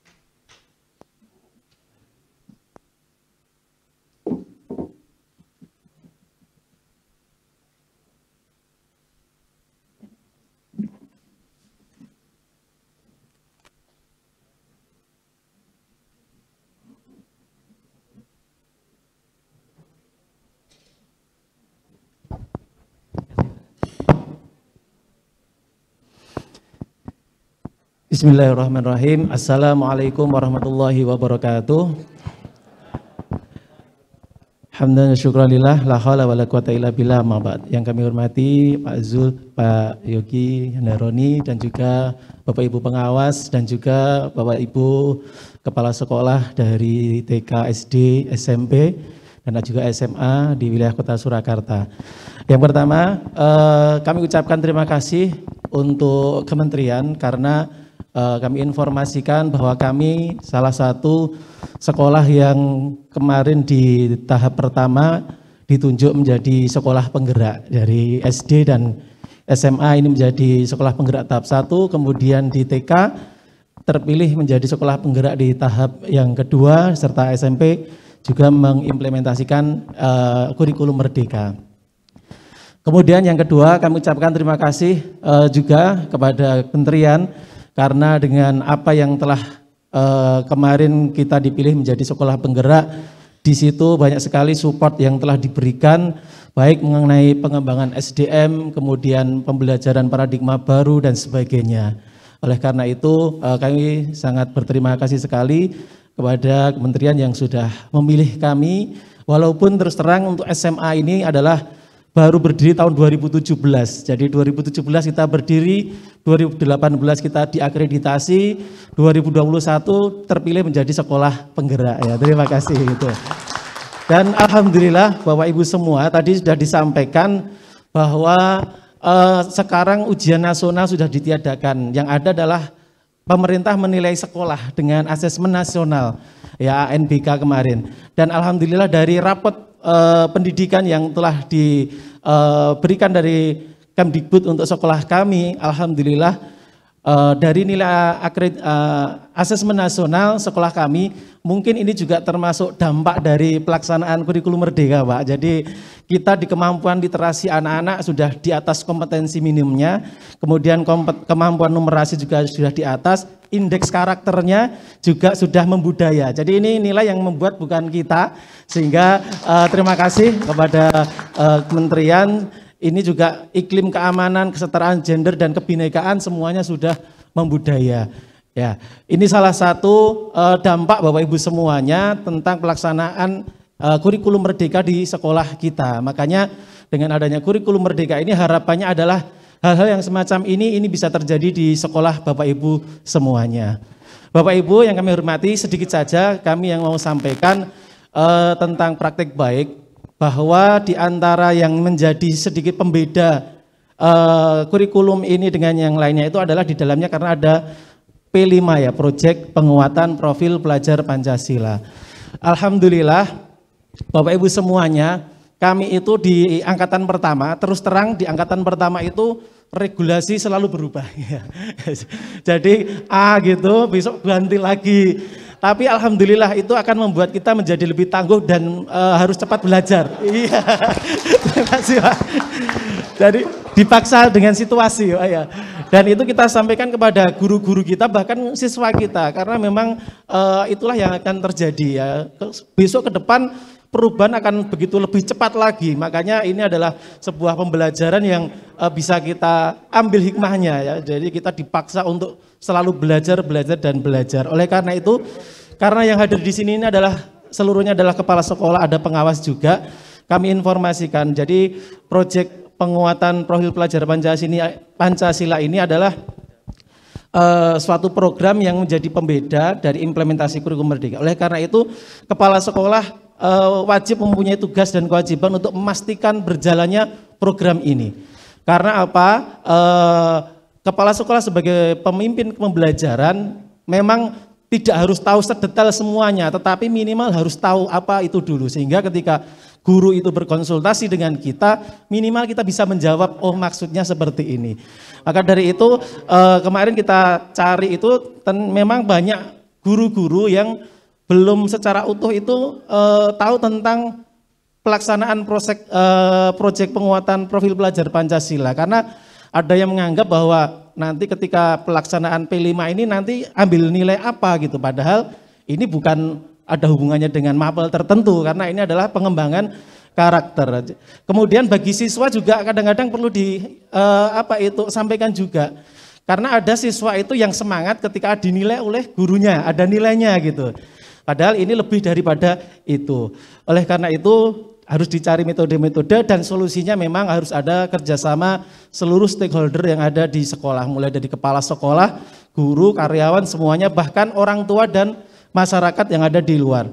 Nah, inilah peran kepala sekolah yang kemarin dari hasil kami belajar kurang lebih 1 tahun kemarin, memang kepala sekolah pertama harus merencanakan, karena semua pasti akan berawal dari kepala sekolah untuk bisa menyampaikan kepada lewat guru-guru kita. Kemudian ada aksi nyata, kemudian pemantauan dan dievaluasi bersama. Pada saat perencanaan, nah seperti biasa kita sebagai kepala sekolah tentunya ya memberikan sosialisasi kepada guru, mendiskusikan. Dan di proyek ini 1 tahun kan kita diperbolehkan mengambil minimal 2 atau 3 tema. Kebetulan di tempat kami, termasuk yang ada di SD Al-Azhar Sifabudi, kemarin kami memilih kearifan lokal, gaya hidup berkelanjutan, dan Bhinneka Tunggal Ika. Tema inilah yang sudah ditentukan oleh dari kementerian, kita tinggal memilih, kemudian mencari subtemanya. Dan alhamdulillah kemarin di tahun pertama kita ada 3. Ada pertama itu adalah kearifan lokal, subtema kita mengambil Napak Tilas Kota Surakarta. Jadi sedikit cerita, ketika anak-anak diberikan ruang untuk bereksplorasi tentang Kota Surakarta, mereka dikasih waktu untuk berkeliling, Pak. Jadi silahkan mengelilingi Kota Surakarta, apa yang kira-kira menjadi kearifan lokal. Ternyata banyak sekali dan ada yang di luar dugaan kita. Jadi misalkan tentang anak-anak tiba-tiba tahu asal mula gembuan. Bukan enggak tahu ya Pak ya. Makanan gembuan itu ya. Dan janggelut ya gitu. Kok bisa tahu seperti itu? Ternyata tanya ketika mereka mengeksplorasi di pasar gede gitu ya. Ternyata ini ada sejarahnya seperti ini, kemudian awal mulanya seperti ini, dan kemudian mereka berpikir biar gembuan atau ini modern seperti apa, akhirnya muncul ide kreatif dan sebagainya. Walaupun kita tidak mengususkan harus ada produk, tetapi tadi karakter-karakter mereka berani bertanya, kemudian mandiri, bertanggung jawab itu muncul. Kemudian dan banyak lagi hal-hal yang kira-kira bisa dipelajari anak-anak kita, memang tetap harus dalam pengawasan dan juga difasilitasi oleh guru, karena memang ketika ini juga dilepaskan begitu saja juga tidak akan maksimal, ya nilai-nilainya juga tidak akan masuk. Makanya guru tetap berperan untuk memfasilitasi ya, bukan untuk mengarahkan atau menyuruh tertentu enggak, tetapi memfasilitasi dan sebagainya. Itu. Ya, kemudian pada saat pelaksanaan muncul kegiatan-kegiatan yang memunculkan kekreatifan. Jadi prosesnya kurang lebih setelah anak-anak itu ada materi, kemudian diberikan materi oleh guru atau mungkin kita panggilkan dari masyarakat, ada yang dari orang tua juga. Kemudian mereka belajar, kemudian selanjutnya dari hasil belajarnya itu kemudian dia kita minta untuk menularkan apa yang sudah kamu pelajari gitu ya. Sambil dicari apa hikmah yang kemarin kamu lakukan selama beberapa hari itu. Di tempat kami kebetulan memakai sistem blok, jadi hampir 1 minggu lebih itu anak-anak mengerjakan proyek. Sehingga semangat gitu, karena hari itu tidak ada pelajaran. Tapi sebenarnya semangat gitu ya. Jadi tidak ada pelajaran, padahal di dalamnya sebenarnya kita memasukkan nilai-nilai karakter kita kepada anak, sehingga mereka mengeksplorasi kekreatifannya itu muncul ya, membuka wacana dan sebagainya. Seperti itu, ada studi lapangan, mereka berani bertanya, kemudian dikonfirmasi, kemudian diflorkan kepada teman-temannya untuk berbagi, bercerita. Dan di hasil akhirnya ada gelar karya ya. Jadi gelar karya itu apa yang sudah mereka pelajari diflorkan dengan teman-teman mereka dari seluruh kelas, sehingga nanti misalkan yang seperti ini di kuning-kuning itu adalah sticky note. Jadi ada pertanyaan dari temannya, ada masukan dari temannya, kemudian dimasukkan. Ya, ini nanti akan menjadi pembelajaran bagi mereka. Nah, kemudian mereka ada kekreatifan, disuruh membuat nih hasilnya. Seperti yang di belakang Bapak Ibu semua ini, itu adalah hasil karya dari anak-anak SD, ada anak SMA juga di sana. Itu salah satunya, walaupun tidak harus semua berupa produk ya, tapi ajakan kemudian segala sesuatu itu bisa kita dapatkan di dalam kegiatan proyek penguatan profil pelajar Pancasila ini. Nah ini, misalkan ini, jadi ini salah satu gambaran pada saat proyek itu anak-anak di situ, ini semua dilaksanakan oleh anak-anak kita. Jadi mulai dari penataan, kemudian mereka harus menyampaikan kepada teman-temannya, dan bahkan di setiap gelar karya yang terakhir, biasa kami mendatangkan narasumber atau panelis dari luar ya. Dulu pernah Hendaroni, nanti ada siapa lagi untuk menanyakan biar tidak gurunya. Sehingga melatih keterampilan anak dalam public speaking, kekreatifan, kemandirian dan sebagainya. Itu. Ya, terakhir ini yang kemarin kita laksanakan proyek Bhinneka Tunggal Ika. Jadi anak-anak itu membuat sebuah istilahnya kayak proyek kesenian ya, dari awal sampai akhir hampir 70% semuanya yang menghandle anak. Termasuk ini pembelajaran yang ada adalah kami adalah sekolah muslim, tapi kebetulan kami bekerja sama kesenian dengan ISI, dan saat itu tidak menemukan guru yang muslim sehingga adanya non muslim, dan yang melatih ini adalah tadi yang tidak memakai jilbab itu adalah non muslim, dan itu kita sampaikan kepada anak-anak tentang kebinekaan. Jadi bolehlah kita tidak harus ketika belajar sesuatu yang tidak ada hubungannya dengan keagamaan, tidak ada masalah. Nabi kita aja menyampaikan belajar sampai ke negeri Cina. Makanya itu yang menjadi nilai-nilai untuk anak-anak kita. Baik, itu Bapak Ibu semuanya, dan alhamdulillah dari apa yang sudah kita lakukan itu dengan adanya proyek P5 ini itu juga akan menambah keeratan antar guru. Jadi antar guru yang menjadi pembimbing anak-anak ini menjadi erat, dan efeknya bahkan mereka berkolaborasi dalam pembelajaran. Jadi kalau ini kan kolaborasi proyek, ada kolaborasi pembelajaran. Misalkan satu contoh sedikit saja. Kemarin kita ada guru bahasa Indonesia, ada guru ekonomi atau IPS, kemudian ada guru IPA, biologi. Merangkai dalam satu buah kegiatan pembelajaran. Kegiatannya apa? Anak-anak disuruh ke pasar untuk mempraktekkan teks negosiasi. Pada saat teks negosiasi itu anak-anak dilatih ekonomi tentang cari harga yang paling murah. Dan ketika itu juga belinya adalah ikan. Ya, ikannya nanti ketika di sekolah dipakai untuk praktek biologi. Ya, jadi dalam satu event itu semua bisa guru bisa bersatu, anak-anak merasa bahwa seperti tidak belajar ya, padahal mereka sedang belajar ya. Itu baik itu, dan dari kegiatan itu alhamdulillah menurut kami profil atau mungkin profil pelajar Pancasila tentang beriman kepada Tuhan, berakhlak mulia, kebinekaan global, bergotong royong, kreatif, nalar kritis dan mandiri itu bisa tercapai dengan maksimal. Terima kasih, itu yang bisa kami sampaikan. Kurang lebihnya mohon maaf. Assalamualaikum warahmatullahi wabarakatuh. Baik, demikian penjelasan mengenai praktik baik implementasi kurikulum Merdeka di Al-Azhar Syifa Setiabudi. Monggo kali ini kita buka untuk sesi tanya jawab. Di antara Bapak dan Ibu pasti sudah menyimpan pertanyaan, mungkin mumpung di sini ada ahlinya, jadi bisa sekalian langsung dijelaskan secara jelas supaya tidak ada lagi kebingungan terkait dengan kurikulum Merdeka yang begitu menarik. Monggo saya persilahkan. Oke, silahkan monggo Pak Hakim.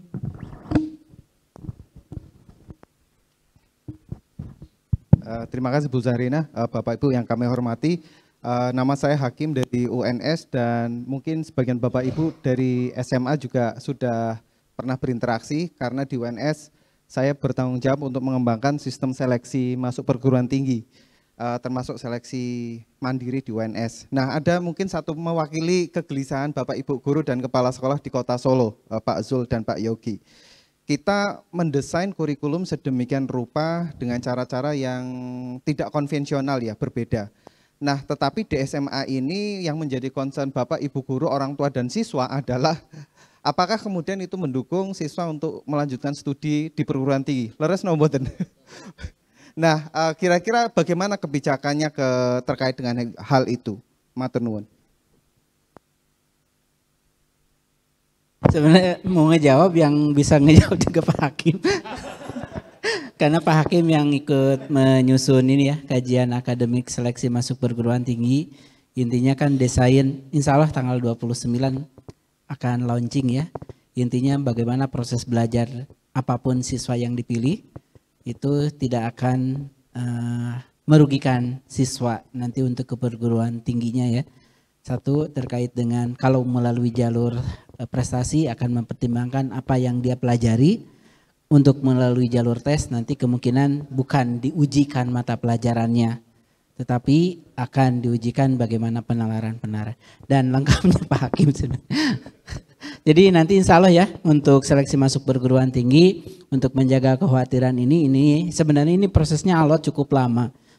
Paling proses yang cukup alot karena kan ini kan termasuk menjangkau ke ranah perguruan tinggi. Tapi insya Allah nanti kalau tidak ada halangan akan ada launching kebijakan ini ya di akhir bulan ini, kebijakan ke perguruan tinggi. Dan titip pesan pada saat waktu itu diamanahkan itu adalah siswa tidak dirugikan dengan menggunakan kurikulum Merdeka ini terkait ke seleksi masuk perguruan tingginya. Itu mungkin secara prinsipnya.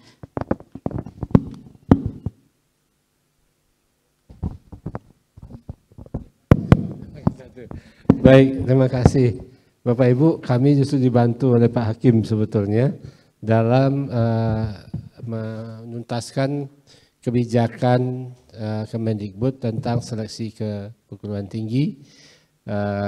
Kita berkomunikasi dengan para rektor ya, Pak Hakim, dan sebetulnya keinginan ini dari dulu karena kita kasihan kepada anak-anak itu punya dua beban di SMA. Beban belajar menuntaskan kurikulum 100% seperti tadi, kemudian beban mempersiapkan diri untuk bisa melanjutkan ke perguruan tinggi. Karena selama ini ada perbedaan antara cara diseleksi ke perguruan tinggi dengan proses belajar di SMA.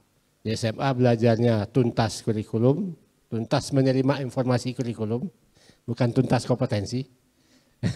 Tuntas menerima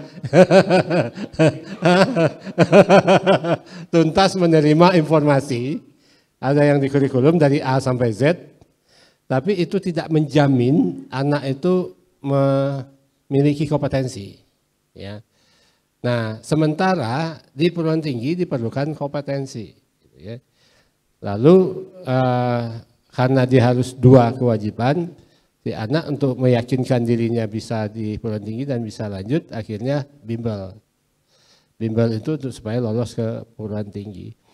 Nah, kita tidak ingin seperti itu lagi. Kita ingin memperbaiki dari sistem seleksi ke perguruan tinggi itu berdampak kepada proses pembelajaran di SMA. Karena seleksi ke perguruan tinggi misalnya kita fokuskan kepada cara berpikir, kemampuan menganalisis, kemampuan mengenali data, menganalisis data, kemudian menarik kesimpulan dan mengambil keputusan berdasarkan data yang ada, dan kemudian anak bisa berpikir kritis, kreatif, dan itu dan sebagainya. Karena itu yang menjamin daya tahan anak untuk belajar selanjutnya, maka fokus kita ke sana. Dan harapannya perubahan itu nanti mungkin di launching sekitar akhir bulan ini, itu akan mengubah proses pembelajaran yang konvensional. Karena memang pertanyaan ini memang selalu muncul Pak Hakim, bahwa kalau kita ingin mengubah proses pembelajaran seperti itu, ya apakah nanti seleksi ke perguruan tinggi itu sesuai dengan itu. Kenapa? Karena bagaimanapun anak-anak duduk di SMA itu orang tuanya dan masyarakat dan dia sendiri juga ingin melanjutkan ke perguruan tinggi sesuai dengan minat mereka. Nah, itu yang kita persiapkan. Mudah-mudahan dalam waktu yang singkat ini semuanya tuntas dan di akhir Agustus ini itu akan di launching dengan Merdeka Belajar yang episode ke-22. Dan tim intinya Pak Hakim sebetulnya. Jadi Bapak Ibu, jadi nanti tidak usah khawatir, nanti kalau misalnya ada hal-hal yang sifatnya teknis diskusi dengan Pak Hakim atau bisa kontak kami gitu kan.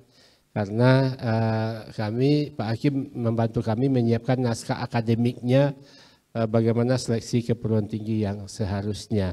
Ternyata kan kesimpulannya kemarin itu bahwa belajar, nih yang menarik diskusi kita waktu malam itu ya Pak Hakim ya, belajar dari SD, SMP sampai SMA itu ternyata tidak memberikan jaminan keyakinan bahwa anak bisa di perguruan tinggi gitu ya. Jadi atau bisa jadi pembelajaran di SMA selama ini justru menurunkan kapasitas anak sebagai seorang pemikir gitu kan, seorang analisis gitu kan. Karena apa? Karena proses pembelajarannya itu tadi anak itu lebih diposisikan sebagai konsumen yang menerima informasi A sampai Z-nya tentang kurikulum.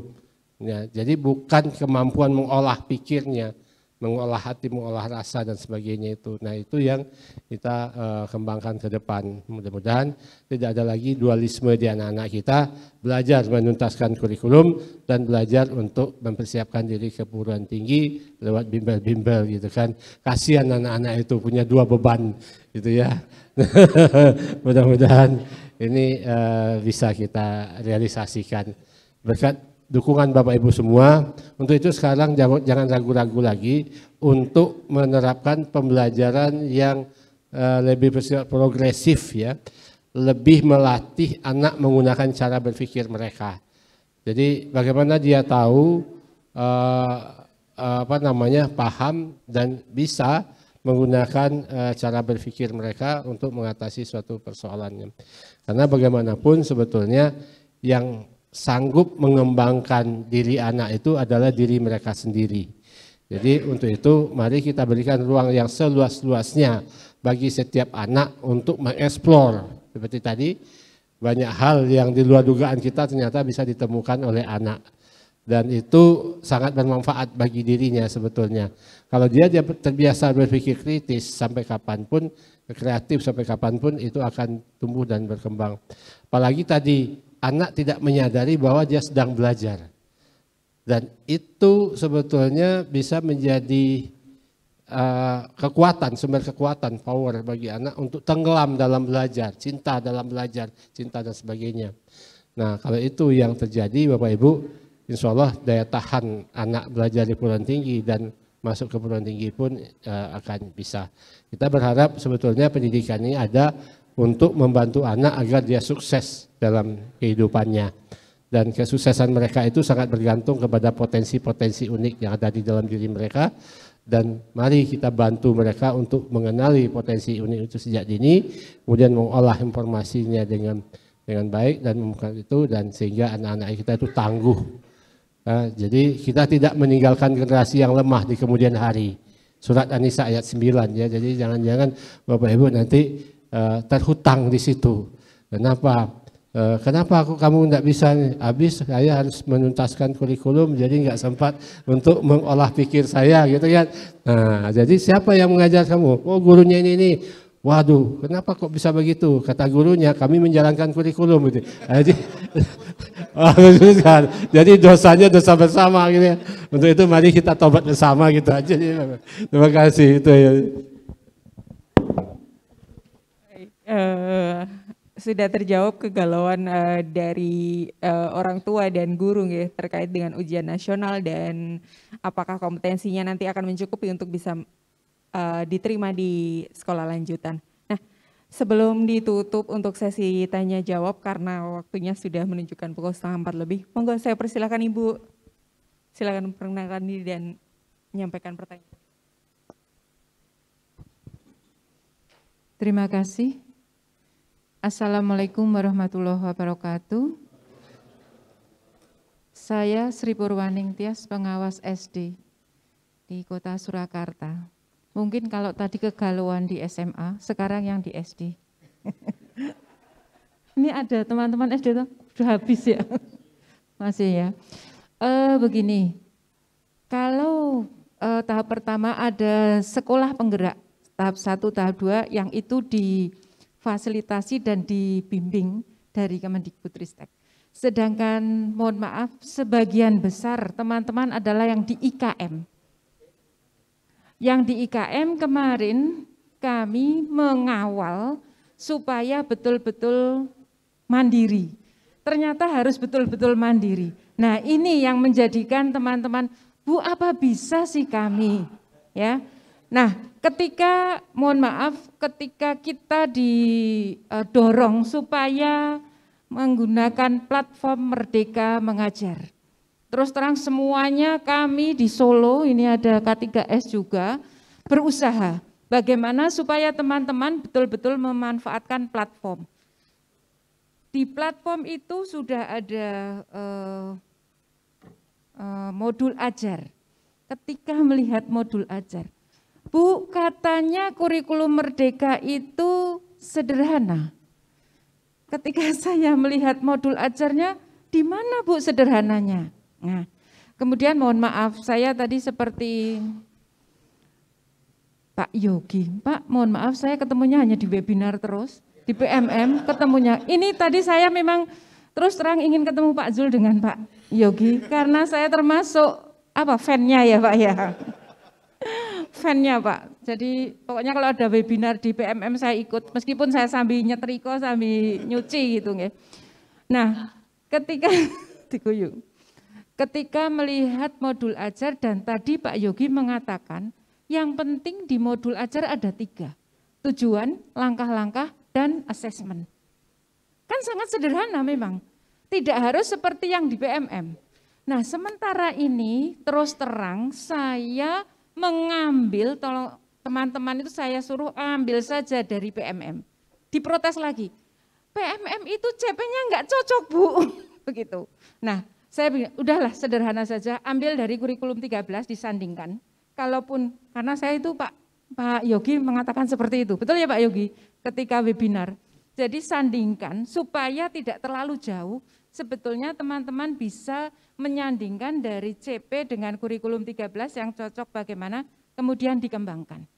Nah, sementara ini teman-teman seperti itu. Memang saya minta tidak perlu di-print, begitu Pak. Jadi ambil saja dari PMM, kemudian masukkan file atau folder, sehingga teman-teman tidak dirisaukan dengan administratif. Yang penting Bapak Ibu mengajar, sehingga IKM tidak meresahkan, mohon maaf, meresahkan teman-teman di lapangan. Terus terang hanya 1 hari 2 hari kan belum apa-apa mereka itu. Jadi kalau tadi ada pencerahan ya, kalau sekarang itu kurikulumnya belum berubah, betul ya Pak Yogi? Belum berubah, bener enggak ya ini ya? hanya dikatakan sebagai apa Pak tadi Pak? Belum mengganti kurikulum, kemudian baru pemulihan pembelajaran, begitu. Nah, kalau memang benar seperti ini, saya nanti akan menyampaikan kepada teman-teman sehingga tidak galau.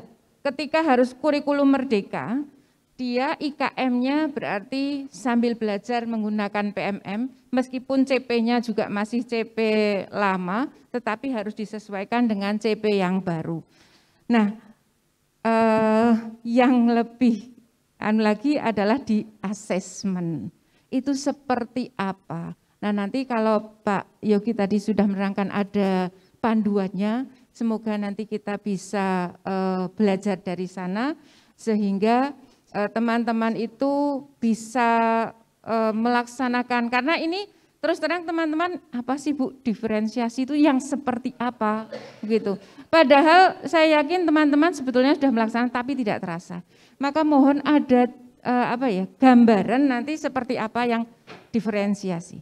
Terima kasih Pak Yogi, Pak Zul, luar biasa hari ini bisa di Solo dan saya bisa bertemu muka yang biasanya hanya di Zoom meeting. Terima kasih. Assalamualaikum warahmatullahi wabarakatuh.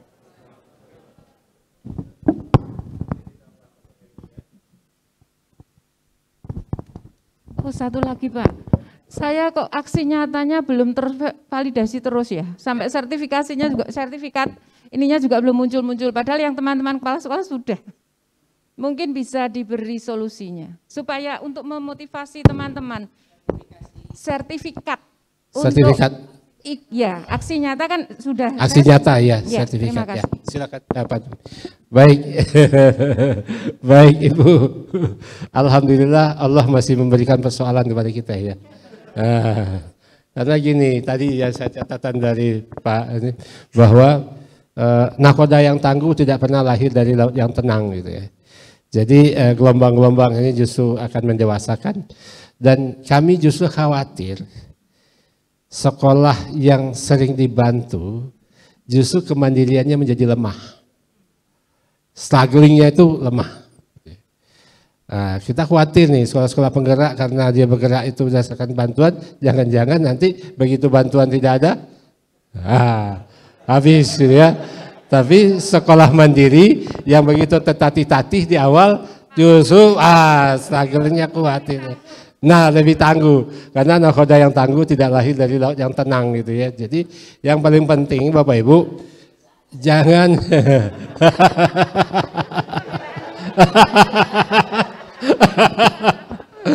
yang penting kalau ada hal yang beragam-ragam kita lihat jangan bingung, betul Pak?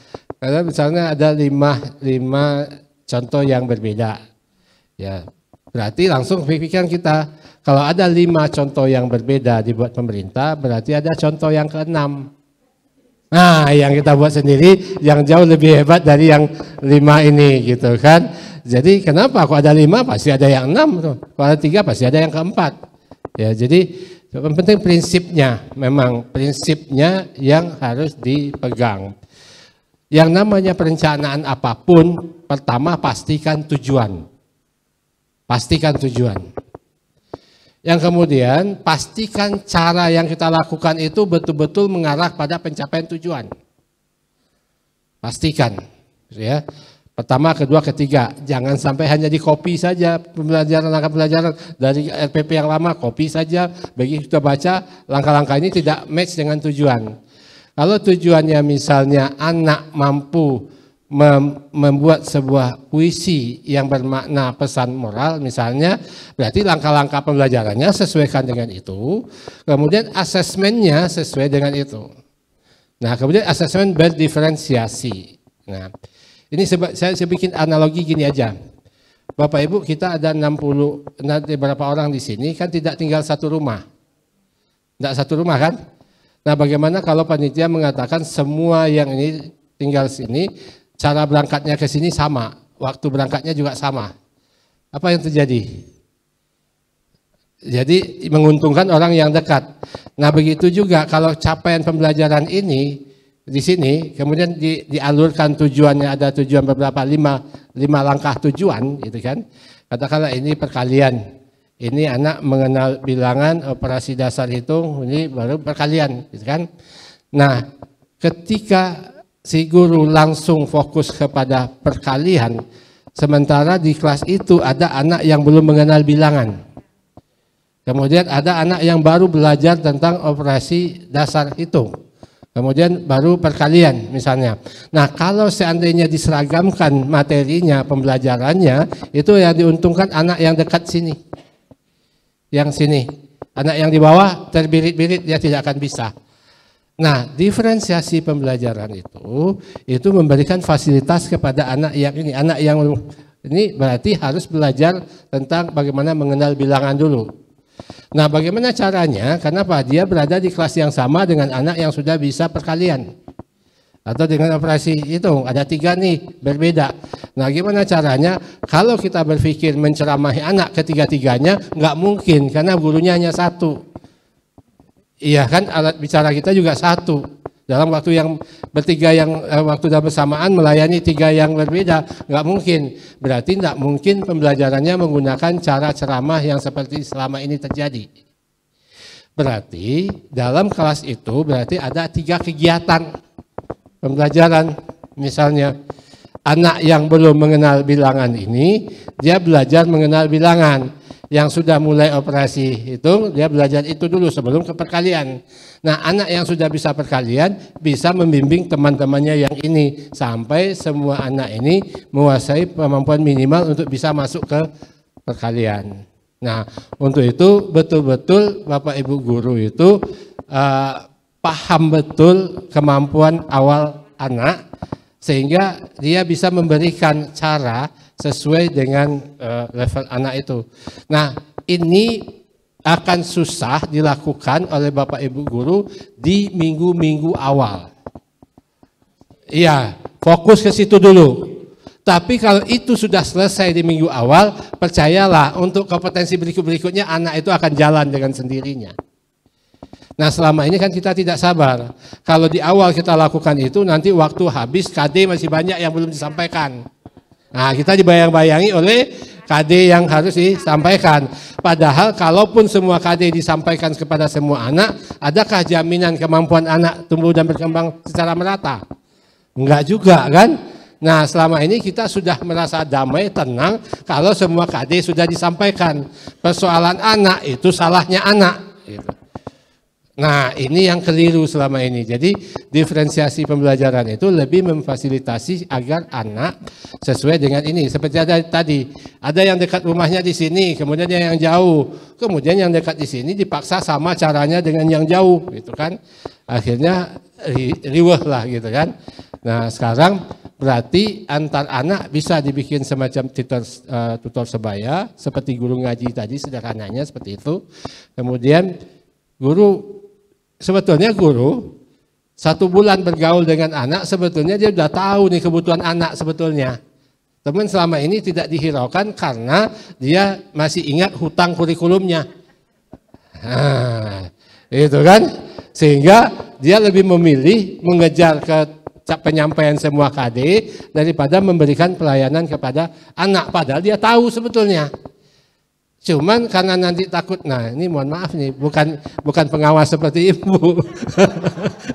Nanti datang pengawas ditanya, ini kok masih anak masih perkalian, di sana itu sudah bilangan berpangkat gitu kan. Nah, itu jawaban oleh guru, Pak, kalau dia paksa bilang berpangkat di anak di sini, pingsan dia gitu. Nah, bisa enggak guru menjawab itu ke pengawas? Lalu bilang, nah jangan pengawasnya marahin. Nah, jadi bagusnya pengawas itu begitu masuk ke satu sekolah, jangan tanya administrasi gurunya, duduk di kelas. Nah, guru mengajar duduk di kelas, kemudian tanya 1-2 anak. Begitu ada ditanya betul tahu, nanti baru dipanggil gurunya. Sebetulnya tadi kalau ibu bisa mengelompokkan, membuat anak ini dengan ini berkawan, lalu kemudian ciptakan satu game, jadi anak yang tadi ini bisa itu. Bisa yang tidak bisa perkalian ini mungkin besok bisa itu. Nah, ini pengalaman yang dilakukan oleh inovasi yang kami amati di NTT dan NTB. selama pandemi ada anak yang belum bisa baca walaupun dia udah kelas 6, kelas 4, kelas 3, jadi banyak itu. Lalu anak yang kelas 6 tadi, kelas 4, kelas 3 sama kelas 1 dibikin satu grup. Di luar satu grup, ya di grup, kemudian sama-sama belajar membaca. Tadinya kita berpikir anak kelas 6 ini merasa minder enggak dari satu kelompok yang anak kelas 1. Ya, tapi karena kegiatannya sangat menarik, dia tidak memperhatikan itu lagi. Jadi asik tenggelam di situ. Kemudian dalam waktu 1 bulan semua anak itu tuntas. Jadi kembali lagi ke kelasnya masing-masing gitu kan. Salah satu contohnya seperti itu. Jadi hal-hal yang semacam itu mungkin dilakukan kalau seandainya kita betul-betul berorientasi kepada anaknya. Jadi kurikulum itu hanya alat sebetulnya, tools alat bantu agar anak bisa menguasai kompetensi. Nah, fokus kita, hutang kita sebetulnya adalah anak itu berubah dari hari ke hari. Kalau hari ini dia belum mengenal huruf, usahakan besok bisa. Usahakan besok lebih baik, sehingga hari ini lebih baik dari kemarin, esok lebih baik dari hari ini, sehingga anak itu naik kelas setiap hari. Udah otomatis di akhir tahun, insya Allah dia akan tidak bermasalah sebetulnya. Nah, ini yang harus tapi ini betul-betul harus dipraktekkan. Kan orang bilang mudah mengucapkan, tapi susah. Akhirnya yang dipilih mengucapkan. Nah, ya sekarang dibalik, Bu. Semuanya itu sulit diucapkan, tapi mudah dilakukan, gitu. Nah, akhirnya ke sana, ya. Terima kasih. Iya, nambahin. Yang nomor 3 barusan saya tanyain belum lagi diproses Bu untuk yang sertifikat tanya. Karena yang melakukan tim PMM barusan tanya ke PIC-nya masih diproses. Jadi belum Ibu saja yang nasibnya sama. Jadi yang bisa sebagian besar belum. Jadi masih yang terkait dengan tadi modul ajar. Jadi ini tuh sebenarnya kan perencanaan pembelajaran. Perencanaan itu bisa RPP, bisa modul ajar. Ya udah kalau belum sanggup bikinnya RPP aja. Jadi jangan lihat modul ajar sebagai beban administrasi yang dibuat. Sama lihat pandang dengan buku teks gitu. Bukan nyuruh guru bikin buku teks gitu. Kalau sudah sanggup ya sudah bikin. Lihat buku teks kan bukan jadi kalau dilihat harus bikin ya guru juga teriak, nah ini rumit bikin buku teks gitu ya. Itu posisinya itu adalah sebagai perangkat pembelajaran. Jadi kalau belum sanggup bikin ya bikin aja dulu RPP 3 komponen aja. Mau jadi seperempat halaman biar singkat ya nggak apa-apa Bu. 3 komponen, RPP itu 3 komponen. Mau jadi seperempat halaman boleh tuh kecil-kecil gitu. Ya kan kadang itu bikin simpel gitu ya udah kecil-kecil gitu perencanaan pembelajaran. Intinya itu yang harus mana yang menjadi kewajiban ya kewajibannya bikin perencanaan. Jadi bukan bikin modul ajar, bikin perencanaan. Perencanaan itu bisa RPP, bisa modul ajar. Kalau sudah sanggup, apalagi dibina oleh ibu kan jadinya semua dalam setahun bisa. Nah itu, jadi semangatnya bukan semangat administrasi modul ajar itu. Semangatnya kalau bikin ngajar saya bikin bahan sendiri yang saya susun sendiri. Semangatnya itu bukan untuk sebagai wajib bikin administrasi. Kalau administrasi mah kan RPP selama ini pun bikin ya. Dan tadi ya kita hanya minimal 3 komponen. Lalu gimana nih mau lebih simpel seperempat halaman nggak apa-apa kecil-kecil gitu. Kalau administrasi gitu. Itu kan nggak ini ya. Jadi kan selama ini bikin ya RPP. Kalau bedakan antara yang harus wajib, mana yang untuk dipelajari, mana yang untuk dikembangkan. Jadi bukan wajib dibikin modul ajar itu. Wajib bikin itu perencanaan. Wajibnya bisa RPP, bisa modul ajar. Cuma kita tegaskan kalau sudah buat modul ajar ya jangan disuruh bikin RPP juga gitu, nggak usah double-double gitu aja. Pilih salah satu mana yang sudah sanggup itu. Lalu diferensiasi pembelajaran. Nah diferensiasi kenapa kita sarankan asesmen di awal pembelajaran. Jadi kemarin itu niat asesmen di awal itu bukan untuk diferensiasi pembelajaran ada multiple intelligence gitu, nggak usah ke situ. Apalagi pakai psikolog dan lain-lain. Jadi kita ingin lihat supaya tahu nih rata-rata awal anak, kemampuan awal anak seperti apa. Oh setelah di kelas 1 ternyata anaknya belum pada bisa belajar membaca, menghitung. Ya udah berarti tujuan pembelajarannya saya cukuplah 1 sampai 5 setahun lah supaya anak bisa semua. Oh di sini sudah bisa, oh saya tujuan. Pertama tujuan pembelajarannya tahu saya berangkat di mana. Tahu berangkat di mananya lihat dari rata-rata kemampuan awal anak. Kan tentunya belum tentu semua anak seragam kemampuan. Disitulah diferensiasi. Bagi saya menetapkan tujuan itu dari rata-rata kemampuan awal anak kan. Rata-ratanya bagaimana? Oh, rata-ratanya sudah bilangan bulat, hafal semua. Berarti saya tujuannya dari bilangan rasional. Tapi dalam praktek kan ada aja anak yang belum bisa. Nah, itulah diferensiasi bagi anak yang belum bisa. Bagaimana treatment kita? Apakah saya ngajarin dahulu? Apakah minta tolong yang sudah bisa? Lalu ada juga anak yang melebihi. Oh, di sini dia udah ada di atas. Kan dia kalau belajar nungguin juga bosan. Nah, bagaimana treatment kita bagi anak yang sudah lebih cepat? Apakah dia bantu temannya yang belum bisa atau kita berikan pengayaan? Disitulah diferensiasi. Jadi bagi yang sudah rata-rata tujuan pembelajaran yang kita tetapkan, bagi yang belum kita bagaimana strategi kita yang belum, bagi yang sudah cepat bagaimana. Kan yang cepat tuh ya kalau kita sebenarnya dengan kepedulian tadi ya salah satunya kita dorong dia ajarin teman itu melatih kepedulian dia bahwa dia pintar ya jangan sendirian lah ngajak temannya, kalau itu dilatih dia akan bangga juga. Atau kita berikan juga pengayaan sehingga di kelas itu kita tujuannya di rata-rata ya tujuan yang kita tetapkan gitu ya. Nah ada yang cepat kita tuh ada treatment ya, ada treatmentnya diberikan pengayaan atau bantu temannya. Yang ketinggalan jangan ditinggal gitu. Karena kalau kita nentukan tujuan pembelajaran misalkan hanya 3 orang ada di bawah. Kalau kita letakkan di bawah nanti yang sebagian besar bingung juga, oh kok ngulang-ngulang. Kan makanya kita letakkan tujuan tuh yang di rata-rata. Yang bawah, karena kita tahu ada yang di bawah, yang bawah itu bagaimana supaya dia bisa cepat ngejar gitu. Itu pembelajarannya terdiferensiasi. Tapi tadi diilustrasikan guru ngaji gitu kan, ya udah duduknya bareng semua guru orang ngaji kan. Cuma mungkin treatmentnya di sini penugasannya yang sudah jauh itu, ya udah dia sesuai kemampuannya gitu. Tidak nunggu-nunggu, kan guru ngaji orang udah pinter ngaji, nggak turun lagi harus belajar tajwid lagi kan, berlanjut terhadap kompetensinya. Itu mungkin Bu. Terima kasih. Baik, alhamdulillah sudah terjawab dari Pak Yogi terkait dengan kegalauannya ya. Tadi kalau kesulitan tentu bisa diturunkan standarnya. Nah, tidak perlu dipersulit nggih. Jadi ini boleh sebelum saya tutup mungkin ada kesimpulan terkait dengan materi yang kita pelajari hari ini. Untuk kurikulum merdeka kita tidak perlu berpusing-pusing, semua dikembalikan kembali kepada para pendidik, pada satuan pendidik, tidak perlu merepotkan bagian administrasinya. Dan yang mungkin yang perlu kita garis bawahi adalah berkaitan dengan bahwa kurikulum merdeka ini adalah untuk bisa memfasilitasi keberagaman dari potensi peserta didik kita, khususnya untuk mengatasi ketertinggalan pembelajaran yang selama ini mereka hadapi begitu.